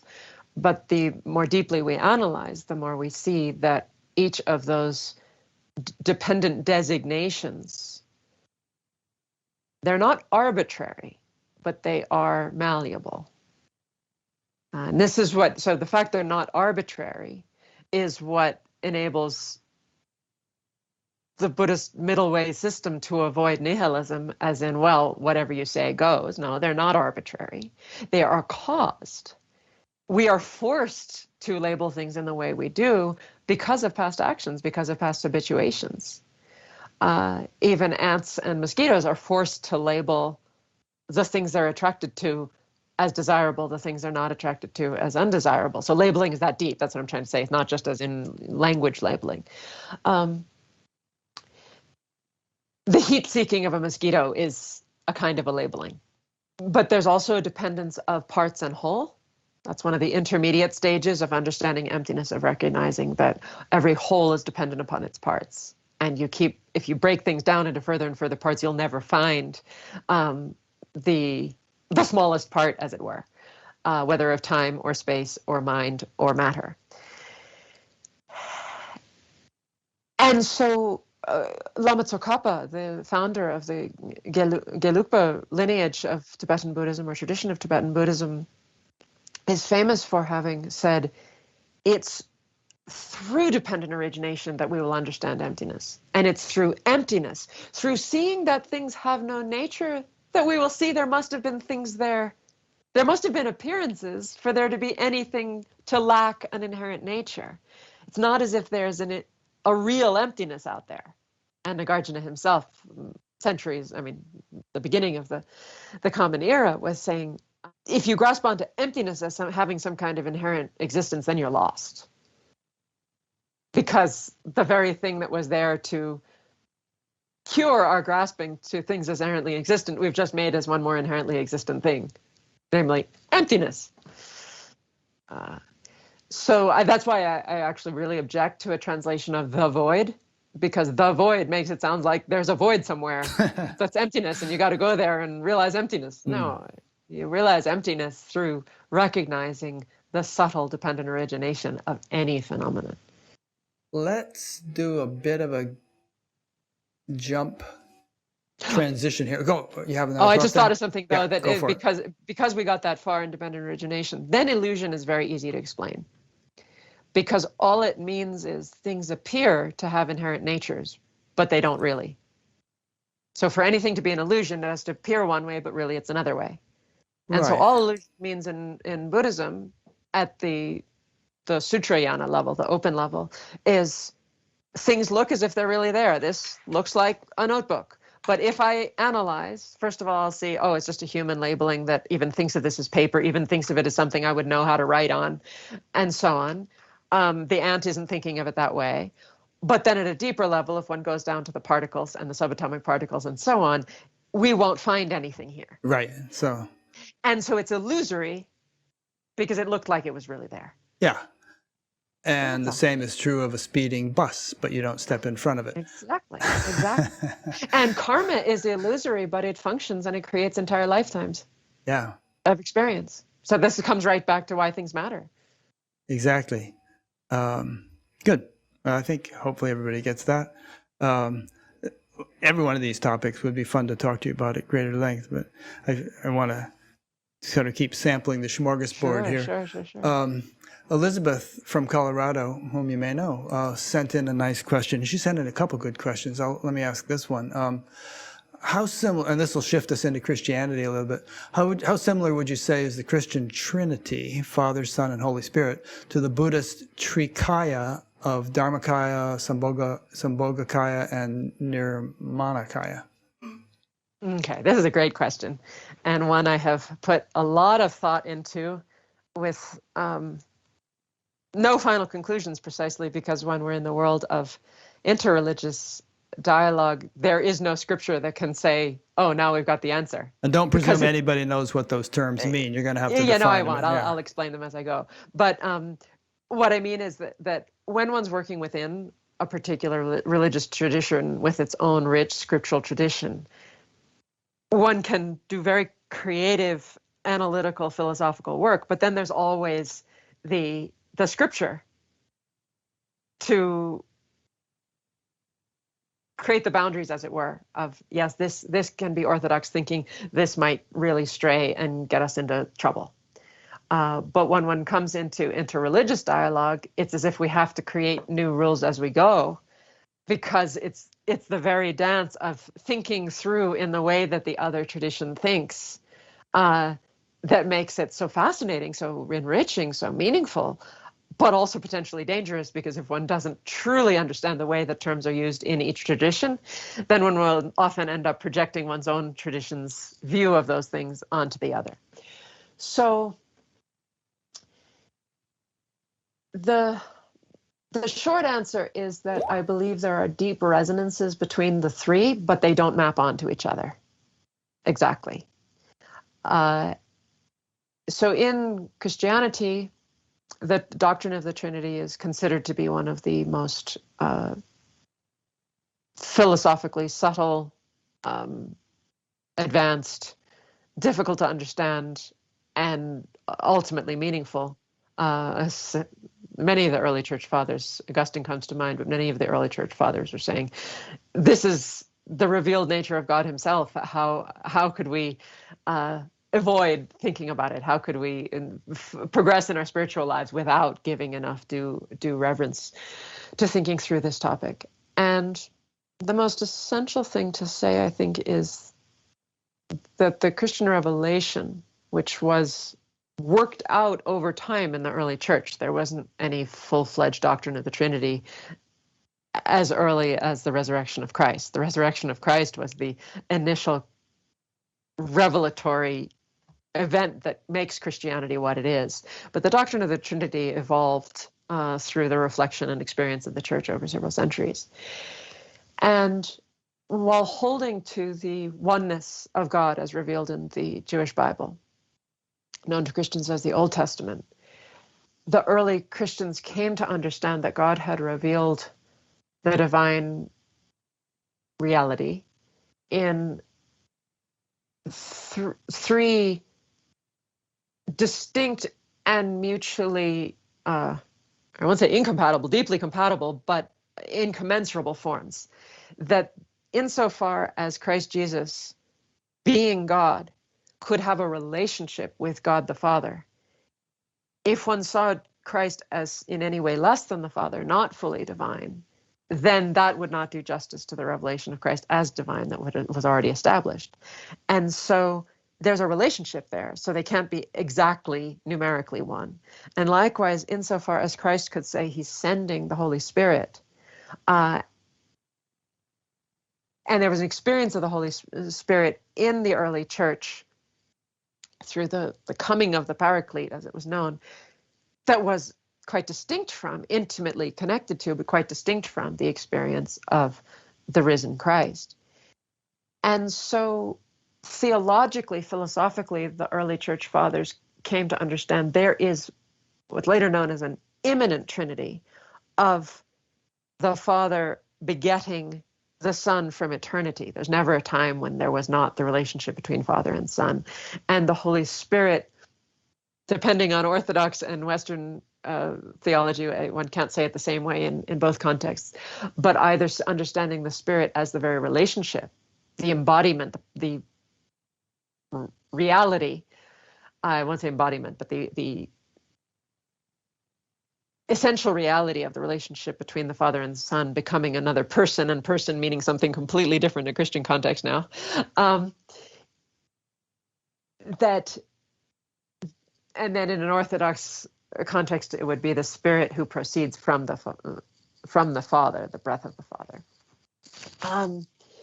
I know I'm getting into too much detail, but it's almost impossible to talk about without this. So the notion of an immanent Trinity that then reveals itself to human beings within time, within space, or what's known as the economic Trinity, and then Christ as the incarnate Son of God, is the same as the Son of God, but there can still be a verbal distinction between Jesus Christ, the man, and the Son who was incarnate. All of that is to say then, to jump to the Buddhist side,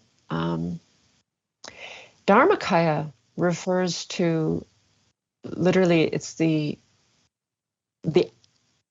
collection. It's the word body in the figurative sense of body. The embodiment, the wholeness of dharmas, which are all phenomena, but seen primarily from their ultimate point of view, which is the Dharma, which is the emptiness of all things, inseparable from the appearances, but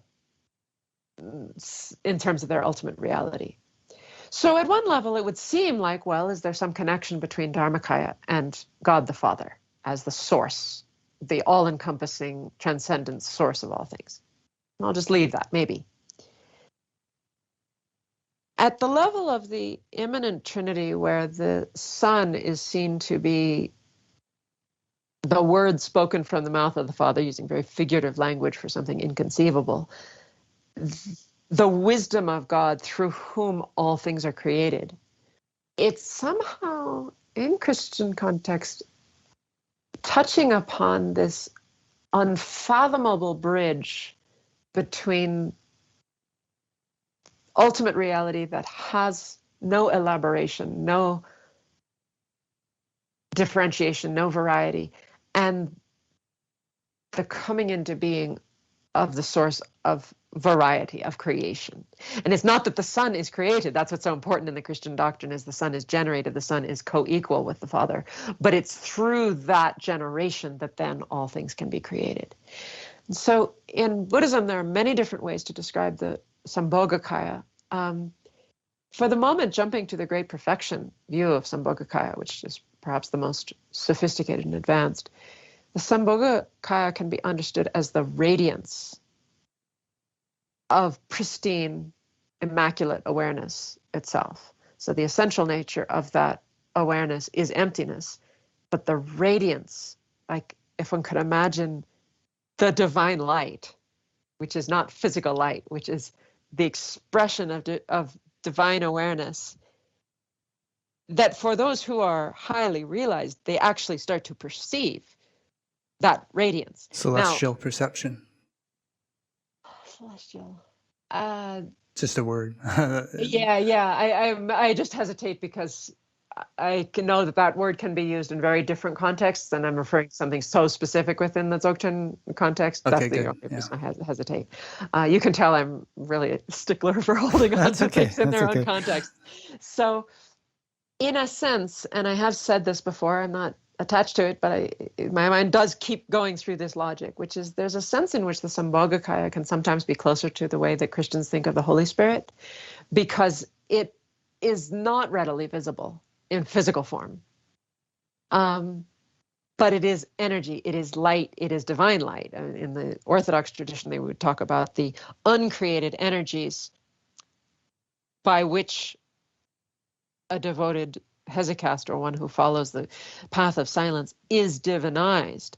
And that's not any one of the three persons per se, but it's the uncreated energies of God that come through the Spirit to divinize a person.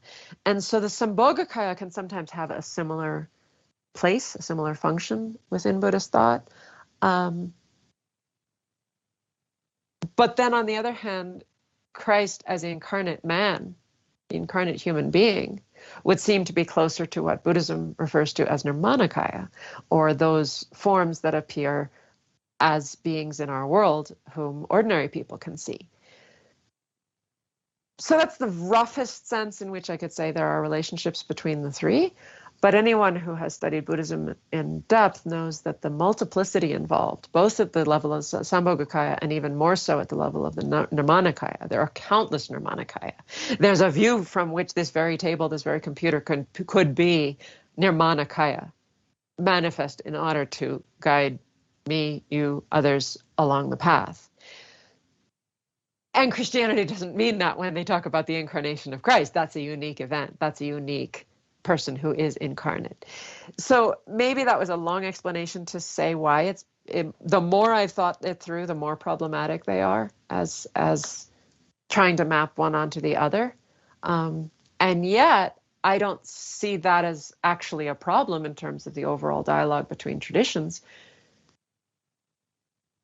because one could see the entire immanent Trinity at the level of the Dharmakaya. One can see the uncreated energies of the Holy Spirit infused into the baptized and the confirmed who are practicing fully and committedly along the path as being the infusion of blessing from the level of the Sambhogakaya that we can't see but we can experience in the form of blessing.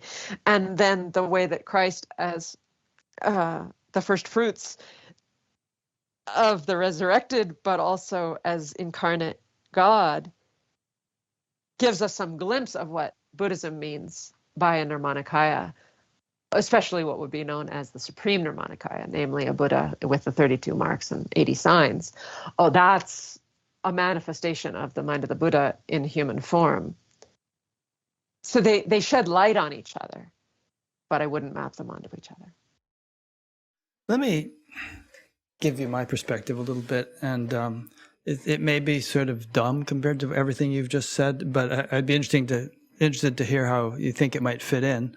When you say the Father or God, what I conceive of is, in a sense, staring us right in the face, because every little thing we look at, if you actually look close enough, there's this incredible intelligence orchestrating it. But that is everywhere. That is omnipresent, all-pervading. So somewhere, I guess, in the Christian scriptures, it says that God is omnipotent, omniscient, and omnipresent. And by that, by God, in that sense, I just mean some kind of oceanic, all-pervading, all-encompassing, all-inclusive intelligence, which, when you get right down to it, there's nothing other than that, but there appears to be, because we have these appearances which, to the untrained eye, don't look or feel like what I just described. Then you have people who are who have the depth of realization to actually see the world that way. They behold that divinity or omniscience, or whatever you want to call it, in every little thing. They see the world in terms of that. And given the vastness of the universe, which is beyond comprehension, I suspect, and given the what we see here on Earth, that life is just trying to manifest in every which way it can, even at the bottom of the ocean and next to some steam vent or something. I have a feeling that the universe is teeming with life, that there are probably trillions of highly evolved civilizations scattered throughout it. And each of those planets, each of those civilizations has had numerous people who have realized God, who have, become enlightened, however they may describe it, but they've tapped into that fundamental nature of reality. So there's all that, but I do have a little bit of a hard time viewing Jesus as unique in the entire universe. Given that perspective, I sort of feel like there's this evolutionary force that is bringing the universe into form and evolving it to more and more complex forms, and that the culmination of that is the form of a being sophisticated and complex enough in its functioning, and through various methods pure enough to become a perfect reflector of that divine intelligence. And we've seen a number of such beings here on Earth, I believe, and there probably have been trillions of them throughout the universe. I doubt that Jesus is on tour from planet to planet, given I don't mean to sound crass, that God is perfectly capable of giving birth to, so to speak, such beings everywhere they are needed, and everywhere that is ready to appreciate or accommodate such a person. So that was a bit long-winded, but what do you think about all that?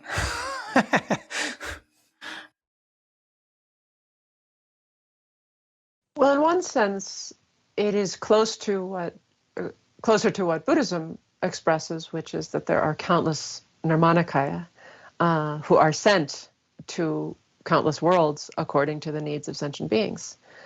Not necessarily sent from someplace, but they just evolve sent from the Dharmakaya, because the Sambhogakaya and the Nirmanakaya, and for those who aren't familiar with these terms, Sambhogakaya, think of the images of Buddhas that you've seen in sublime Buddhist art that look almost human but not quite human, but superhuman. But they are actually described to be made of, if I can even use such language, very subtle energy. And so Sambhogakayas are only even perceivable to those who are highly realized in their understanding of emptiness. They're to our coarse sight, we couldn't perceive a Sambhogakaya. But Nirmanakaya then being countless forms, limitless in the kind of forms that could appear. And so from a certain perspective, everything we perceive could be a Nirmanakaya. But in classic Mahayana doctrine, the two form bodies, whether Sambhogakaya at the very subtle level or Nirmanakaya at the coarser level, are emitted from the omniscience and the bodhicitta, or the sublime compassion of a Buddha. So they're emitted from the Dharmakaya. They are generated from the Dharmakaya. So when you started to say evolved, I would say no, because insofar as worlds are suffering worlds, and the beings in them are generated by ignorance, karma, and mental afflictions, which is what Buddhism says samsaric beings are generated from, they themselves would not generate nirmanakayas. Nirmanakayas have to come from the enlightened mind. So the distinction between an avatar and a saint who rises up through a human life to become a saint, something like that? Yes, yes. Of course, from the perspective of the great perfection, and this is what gets very subtle, our true nature, not only our lack of inherent existence, which is our emptiness, but our Buddha nature in the sense of the pristine awareness that is always present and pervades every state of mind we've ever had, even when we're not aware of it. That Buddha nature, as I say, being always present, when we progress far enough along the path, we will realize that we were always Buddhas. And that the experience of being sentient beings mired in karma and mental afflictions and ignorance, which make the all too real appearances of suffering arise. So it's not saying Buddhas suffer. No, we never said that. It's that the very experience of being a sentient being comes out of a misperception in the first place. It's a very long and prolonged misperception. But once realizing that the true nature of pristine awareness, in which all the Sambhogakaya manifestations are already complete, and this is a doctrine unique to the Great Perfection, that the Sambhogakayas are already complete within us, not yet perceived by the sentient being who thinks they're here, but perceived by all other Buddhas. When that becomes manifest, then they'll see that there never were any sentient beings. And so then the dichotomy of someone who's traveling along the path as sinner to saint, as I think you used the phrase just now, or in a Buddhist context, the practitioner who becomes a bodhisattva, who travels through the bodhisattva bhumis, who someday becomes a Buddha. Yes, even in Dzogchen, they acknowledge that that path exists. One has to go through stages. There's no way not to go through stages. The process of realization itself reveals that what one always was, namely a Nirmanakaya. But from a Christian perspective, and I think you can tell I have deep, deep reverence for acknowledging how, well, any tradition holds its own doctrines and worldviews within themselves. I bow to that because such goodness has come out of it in many different forms and contexts. But speaking of Christianity specifically now, the single-pointed reverence, the singular Word of God made flesh, within the context of a worldview that wasn't looking at countless universes. I mean, 2,000 years ago, even 1,000 years ago, that wasn't the worldview of the people who had become Christian. And so looking at a single world... Which is why the church got really upset when Galileo started to pop that bubble. At first. Of course, Christian scientists now have thoroughly integrated the how much more there is to creation and how much more then there is that is saved by Christ. And this is when the mystical aspect of the Christ as the cosmic savior, this is where even artistic sacred imagery of the crucifix, where Christ is reaching out to the ends of space itself. The reality of a singularity, and I'm not sure if I mean that in the quantum physics black hole sense right now, but maybe I do. We are deeply attracted to the idea of a singularity where everything else breaks down. And the sorry, I'll go back and use a Vajrayana idea to explain for myself, at least. Maybe it's of some help to others. The value of seeing that Sacred Heart of Christ burst open for all reality at a single moment of time in death that would become resurrection from the cross. That dissolution of the coarse and subtle pranas and mental consciousness of the person who was Jesus, purifying the whole world, the sins of the world, past, present, future, in a single point. For anyone who's familiar with the Tibetan Buddhist practice of Tonglen, or giving and taking, this is the ultimate Tonglen of taking in all things into the heart of Christ, dissolving it there, overcoming death, quite literally. That's what the Vajrayana yogis are said to have conquered death through certain very subtle body practices. But Christ manifesting that in a way that all could see, and for a culture, frankly, that didn't have those practices. The revelation needed to be different in that culture. Samadhi itself had not been cultivated in the same way, maybe to some extent in the height of the Greek world, but Pythagoras and such. But it's not as though the kind of unwavering samadhi that was quite widespread in India, certainly, by the turn from the BCE to the Common Era, it wasn't there. It wasn't what the Jewish people had focused upon. And so if God needs to reveal the transcendence of death, the conquering of death, in this particular way, the transformation of suffering into eternal life, it's perfect. And I want to say the symbol is perfect, but there's actually Karl Rahner spoke about this, or wrote about this, the real symbol, the symbol that is the reality. And actually that makes sense in Buddhist terms too, when everything is symbols, everything is merely labeled identities, but it's that makes up our dependently originated reality. The symbol that is the reality is a suitable basis for faith. And we've seen that. I, as you would know from what I know you've listened to, I have deep reverence for the Orthodox Hesychast tradition, mainly because they raised the bar so high as to what people needed to do to follow the Christian path. I have no doubt that their practice has brought them to the heights of union with God. Oh, sure. Me neither. And I certainly have no argument with people holding their chosen ideal at the highest possible level.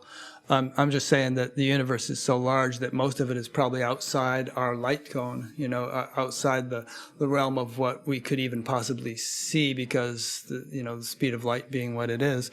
And so it's so vast. I just have a hard time assigning any supremacy or exclusivity to our little planet or anyone who has lived on it, no matter how exalted a soul he may have been. I just kind of think that, God is so vast in I use the word his, in their greatness and omniscience and omnipotence, that there are wonders and wondrous beings throughout the universe, and all kinds of dramas that have taken place. And by beings, I mean not only earthly or physical beings that we could see if we happen to encounter them, but all kinds of higher realms and beings populating those, and perhaps lower realms and beings populating those. So it's just, I don't know, if you just kind of zoom out as far as you can possibly zoom out, anything that has happened on this particular planet, no matter how significant or profound, is just, a tiny drama compared to the full scope of possibilities. And I think that only even becomes an issue if one, is that right?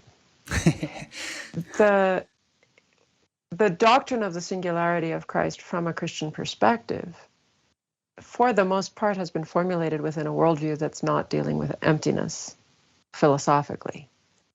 And so even to talk about the substance of God, the divine substance, and to formulate a doctrine of the Trinity in which the three persons are of one substance and three hypostases, or three individual realities, is so deeply steeped in Greek philosophical categories and often misunderstood across Greek and Latin worlds, which I understood at one time and have lost by now. The insistence on an absolute singularity within that philosophical context makes sense in a way that it doesn't in a worldview of emptiness and countless worlds that are produced by projections, by perceptions within a Buddhist cosmology. So even in Buddhism, though, one couldn't say it quite the way you did at the end, namely, we're so small in comparison, because Buddhism both acknowledges the enormity of the number of worlds and the number of universes, the number of world systems and sentient beings. But insofar as we meditate upon that, it's perfectly fine to let this practitioner be at the center of that entire mandala. And not only that, but to attain a sort of a vastness within one's own awareness that subsumes the enormity of the universe. For sure. Yeah. And so it's not as if we have to relegate ourselves to a corner of the universe, as quantum or contemporary astrophysics sometimes likes to point out how small we are and insignificant we are. And in a Buddhist cosmology, as opposed to the picture of the universe that scientific astrophysics has painted, which we also know is relative to the way that we take the measurements and the way that we posit the questions, Buddhism is perfectly fine with every world system being at the center at the time that you're focusing from that perspective. So we don't have to relegate ourselves to a corner. No, as long as we're here, this is the center. When we're in another world, that's the center. Yeah. I think that's why I want to say, in that sense, they're not as far apart. I mean, Buddhist worldview, where Shakyamuni Buddha's enlightenment is a singularity. You know, Buddhism on this planet in the eras that we're aware of right now have been able to focus single-pointedly on the enlightenment of Shakyamuni under the Bodhi tree. And it's okay. And they say he's the fourth of 1,000 Buddhas. But really, he's the one we're going to focus on for now, because that's the Dharma that's effective for us. No, I'm perfectly fine with that. Yeah. I guess what I was trying to say there was not to belittle the greatness of the sages who have walked the earth or anything like that, but just because they're the ones that are significant for us. They're the ones we can relate to and learn from. And they're the ones who can help us rise to the status of, to use the Sanskrit word Brahman, which is said to, be the eater of everything, to contain the universe within it like a speck. But we just don't want to get too Earth-centric in terms of the significance of our particular planet as compared to all the other worlds. I mean, somebody on some other planet in the Andromeda galaxy could be talking the same way we are and saying, aren't we special? We just have the greatest, saints that have ever walked the blob that we call this planet. Except it's not a blob to them. It's an utterly elaborated, complex world. Yeah. So I'm just trying to be kind of universal in my perspective. And there's a certain humility, I think, that, just as countries, people become so proud of their country and as opposed to other countries. We don't want to do that even with our planet, given the magnitude of the universe. Yeah, I'm totally with you there. Yeah. A bunch of questions came in, and let me ask them, because we've already gone to 2 hours, but I don't want to cut you short, and I love talking to you. Let me ask them, and then in the course of your answering them, and we'll have to be somewhat concise in answering them, but in the course of you doing that, perhaps you can weave in anything that you feel we should have talked about and didn't. And I even have plenty of things in my notes that we didn't talk about, but weave in anything that you really want to be sure to cover. Okay. Sure. So here's one from, and we'll jump around a bit. This won't segue at all from what we've just been discussing. But here's one from Adam Buick in Cork, Ireland. He wonders, is there any way to assess the safety of a particular technique? Is a teacher, this is not written right, is a teacher or hurting yourself the only way to find out? I think what he means is, should you just try something, and if you end up hurt, that's the only way you could have found out that it was actually going to be dangerous, and probably you shouldn't have pursued it.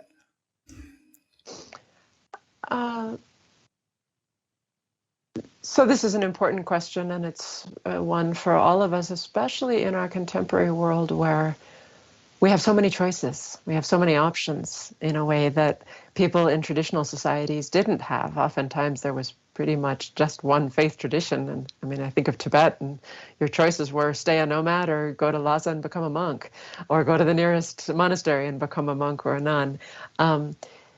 And it wasn't a matter of I have to research all the religions of the world before I even decide which one I want to follow, much less find a teacher. So it's overwhelming to us. And I've sometimes reflected on how it slows us down oftentimes in just going wholeheartedly into maturing along a singular spiritual path because we feel obligated to look around. But if one, and as I say, it's the case for so many people, and probably the majority of people even listening to this interview, has taken responsibility for, well, I want to follow a spiritual path, and I need to find out which one and how. And I need guides. We've recognized we need guides. But how do we know when they're qualified or when they're teaching an authentic lineage of teachings? So this is where reading can be extremely valuable for a long time. We have the kind of literature available, books much better than internet, I'd say at this point for spiritual teaching. There's too much on the internet, and it's too easy to just get a glib answer or a Wikipedia style answer and think now I understand. And so allowing oneself to be drawn to books, really taking them in, being in the meditative state of mind it even takes to read a book as opposed to reading on a screen. And I think we know instinctively when a practice, if I just try it now, is not going to hurt me. Like what I described earlier of sitting and settling body, speech, and mind. I think we all know that's not going to hurt me. I can be utterly at peace and present with myself. I'm not doing anything weird to myself. Now, when one is doing that practice 15 hours a day for months on end, some quite intense and frightening experiences could arise. But that's not how we start. And one would have to have a guide and lots of good training about many other things to know how to deal with those experiences so that they, as it's called, release themselves. But to begin with, there's a gradual process. Like testing the water, I'm thinking of sticking one's toe in the water and just testing the temperature and saying, is this helping? And actually one set of criteria that Lama Alan Wallace often cites for testing a qualified teacher, but it's closely related to a qualified practice, is through one's own means of research. And there are many ways to find out about a teacher. Primarily listening to their teachings, seeing how they resonate with you. But are they an authentic carrier of their lineage? And as you can tell, I have deep reverence for lineages. And there's a phrase in Tibetan, rangso, you made it up yourself. And that's a very derogatory term in Tibetan, because nobody should be making anything up by themselves. If it's true, it's been discovered before. And so we can find a lineage that resonates even with our own discoveries of truth. Say, oh, this resonates. Now I want to learn more from the masters of the past who have a stable experience of this that maybe I've had a glimpse of. So finding a tradition that resonates with our own instincts, with our own inclinations.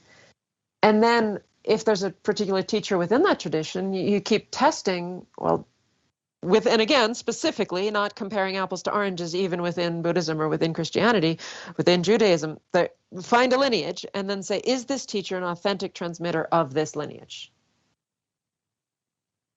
And then, according to what we can perceive, which is limited, and we can't know someone else's mind, is this person's behavior in accordance with the teachings that they teach? Do they walk their talk? I mean, it's as simple as that. And without, I mean, there's a kind of doubt that can just crush anybody, and that's essentially projecting negative assumptions onto someone. And we're all good at that. Unfortunately, our contemporary world of media and politics and so on has made us very good at creating negative projections. So it's best in a spiritual context to bring one's best projections, one's best benefit of the doubt to a teacher, but with discernment and with awareness, and watching how, if one goes to a retreat in person, how do they relate to students? How do they behave? What do you feel coming through their descriptions of their own practice, and so on? So are they an authentic transmitter of the lineage? Is there anything you see them doing that is overtly not in accordance with the teachings? That's, of course, when it has to be, giant red flags. If this behavior is not in accord with the Dharma that person is meant to represent, then you can't trust them as an authentic teacher of that lineage. But then finally, if those two are in place and the person's behavior does seem to be in accord, there's nothing that's clearly not in accord with Dharma, then if you put those teachings into practice, do they benefit you? And that's what I'm saying back to the sticking the toe in the water. If it's too hot, get out. If it's too cold, get out. But if it's helping, if you can see the state, especially in terms of our states of mind when it comes to spirituality, states of mind that are becoming more peaceful, more balanced, more compassionate, more loving, more forgiving, more discerning. So sometimes authentic Dharma, and I use this word very broadly now in terms of spiritual teachings across many traditions, authentic Dharma will not always make us feel better. That's got to be clear from the beginning. You're not always going to feel better just because you're practicing. It's digging up the dirt. We're dredging the pond of our minds. Yeah, at least not initially, it won't. Not initially, yeah. So there are going to be things that are difficult. But as long as we can see, oh, I am now having a view of something in myself that is difficult, that I need to deal with, and I now have a tool to deal with it, then we can see the practice benefiting, especially in how we relate to others. Do I see myself being kinder? Do I see myself being able to stop a mental affliction in the middle of an argument and get out of the argument by not precipitating the conflict? So those are signs of benefit. And then, yeah, so testing. And then the more one practices, the more one has that inner discernment and a clearer view of one's own heart. On this point of choosing a teacher, and you were mentioning that, there's certain traditional qualifications that a teacher should have. These days there have been so many examples of teachers who were alcoholics or sexual abusers, or just real scoundrels in various ways, and often their behavior is excused as crazy wisdom, and there's supposed to be some kind of traditional justification for such behavior. Do you agree with that at all?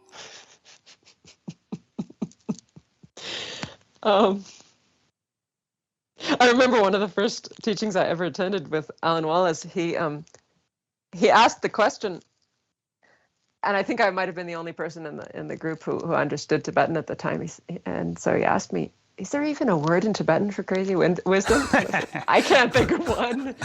I've never seen such a term. Now there's Nyumba, which means a crazy person, and there are examples where that madness was displayed by very high yogis.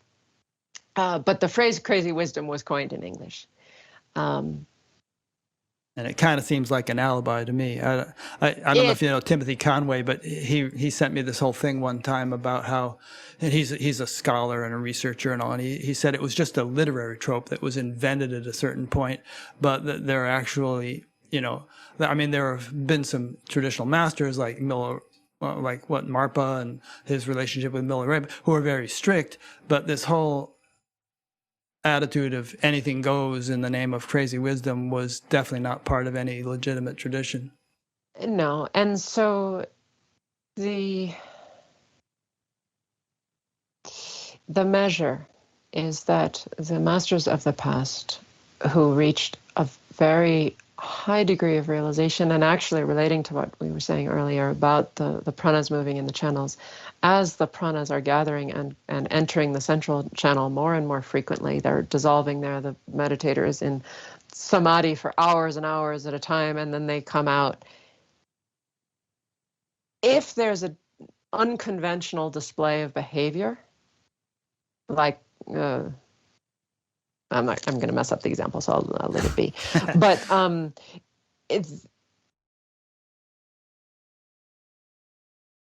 there are lots of examples of the Mahasiddhas who would make a display of some kind of killing, but then they could bring the being back to life. They could bring the fish back to life. They could bring the carcass back to life. The unconventional behavior is accompanied by a very visible display of a miraculous power. And if it's not, then it should never have been done in the first place. And what I think has been so radically dangerous in our contemporary world, and the very rapid spread of the Tibetan Buddhist tradition in particular, but also many other traditions from India as well, that to unfortunately a naive audience of non-Tibetan, non-Indian listeners who are fascinated by the teachings, by the Dharma, attracted by these stories of old, think, oh, I want to see a teacher who can do that. And yet it's all too easy for there to be a display of unconventional, sometimes harmful behavior. And then when it comes to, well, show the siddhi. Siddhi is a word for a miraculous power. Show the miraculous power. Oh no, that has to be kept secret. Yeah. And His Holiness the Dalai Lama has said that we are in an age now that if people have miraculous powers, they actually do need to show them. Because put up or shut up sort of thing. Yeah, because the old humility has its place for sure in most circumstances, and humility around realization, humility around practice is all very good, important. But if people, well, there's another reason, if people are actually able to attain miraculous powers, and miraculous is not quite the right word because it doesn't mean miracle necessarily in the old sense of miracle, but ability to work with the elements in ways that have no scientific explanation, I'll put it that way, according to our current understanding of science. The kind of change in worldview that it could bring about, if people who have those powers actually show them, could bring so much benefit. Yeah. But as long as there are very few people in our world who actually have such capacities, for lots and lots of people to be claiming they do and not be able to show it only vitiates the whole tradition, because it implies, oh, well, all that was made up anyway, because nobody can do that anymore. Yeah. Or nobody can do it anyway. So that's a complete, maybe I said too much. But well, it's okay. It's a little bit of a different topic, because there was a whole thing about unethical teachers, but this is a whole other interesting thing. I mean, it would really blow some minds if people could levitate and it could be scientifically measured, and physics would have to scramble to explain how such a thing could be, because it violates our understanding of the laws of nature. So there's that whole topic, and then like the thing you said about a naive audience, I think is important, because a lot of people they'll sit there and the teacher's doing strange things and they'll think, yeah, but this guy's supposed to be enlightened and I'm not, and so what do I know, and I better just keep going along with this, and then it gets weirder and weirder. And this is where the very word enlightened has been used in too many contexts now, that it doesn't mean the same thing, and when different people use it. And I often find, even within Tibetan Buddhist tradition, where there are very clear definitions of it in the literature, and that there's hundreds of books now, well translated, so that's clear It should be clear. And yet, and this comes, it's a whole other topic. Yeah, It there's comes so many into the different. reification of a Vajrayana teaching where one views the teacher as a Buddha, but that is a practice on one's own part of view. It's not necessarily saying my teacher went through this, and this stages of realization in this lifetime and they can manifest them. Just because someone is qualified to grant a Vajrayana empowerment and therefore one owes them the practice and the respect of seeing where the teacher is, the Buddha is present. That is not the same thing as saying, I know for a fact my teacher has attained shamatha, realized the emptiness of self-nature, gone through this, and this stages of Vajrayana generation stage practice, and is realized in this particular practice of inner fire. No, it doesn't mean that. And that's not what the tradition means one needs to think, because it's the primordial enlightenment of the Buddha who is present where the teacher is that one is taking refuge in. It's not the realizations of this particular being. Good. Well, I had a feeling that I was going to, at the end of this interview, feel like we've only scratched the surface because there's so many things I could talk to you about. Yeah. But perhaps we'll do another one of these days. And we'll just have to leave it at that and let people just regard this as a sampling of what you have to offer, because there are some really great things that you can find online, and I'll link to them in the show notes, where they can hear you expound, you and also B. Alan Wallace expound for many hours on many topics in great detail, and I think a lot of people would find that very enriching. But we'll have to leave it at this for now. Is there anything you'd like to just say in conclusion? Oh, well, I'm just so grateful for this opportunity and our delightful conversation. And I just imagining all the variety of people who may hear this conversation. And I guess my prayer really is that it only be that opening. Maybe some are listening who have a lot of background and it'll totally make sense, all the references that we're making. For others, it may just be like cracking open a door to there's so much more to be learned here. And so I think I would emphasize on seeking out teachings that are at our level, teachings that are actually starting where we're at. And that's what I was trying to describe before. Certainly the meditations led by Alan Wallace, he teaches at many different levels, but it's quite easy to almost step in at any place, and he's always giving background, always giving context, always giving worldview. And so that's I think if I had to summarize all of it, it's the self-honesty to discover where we are and to practice at the level we're at.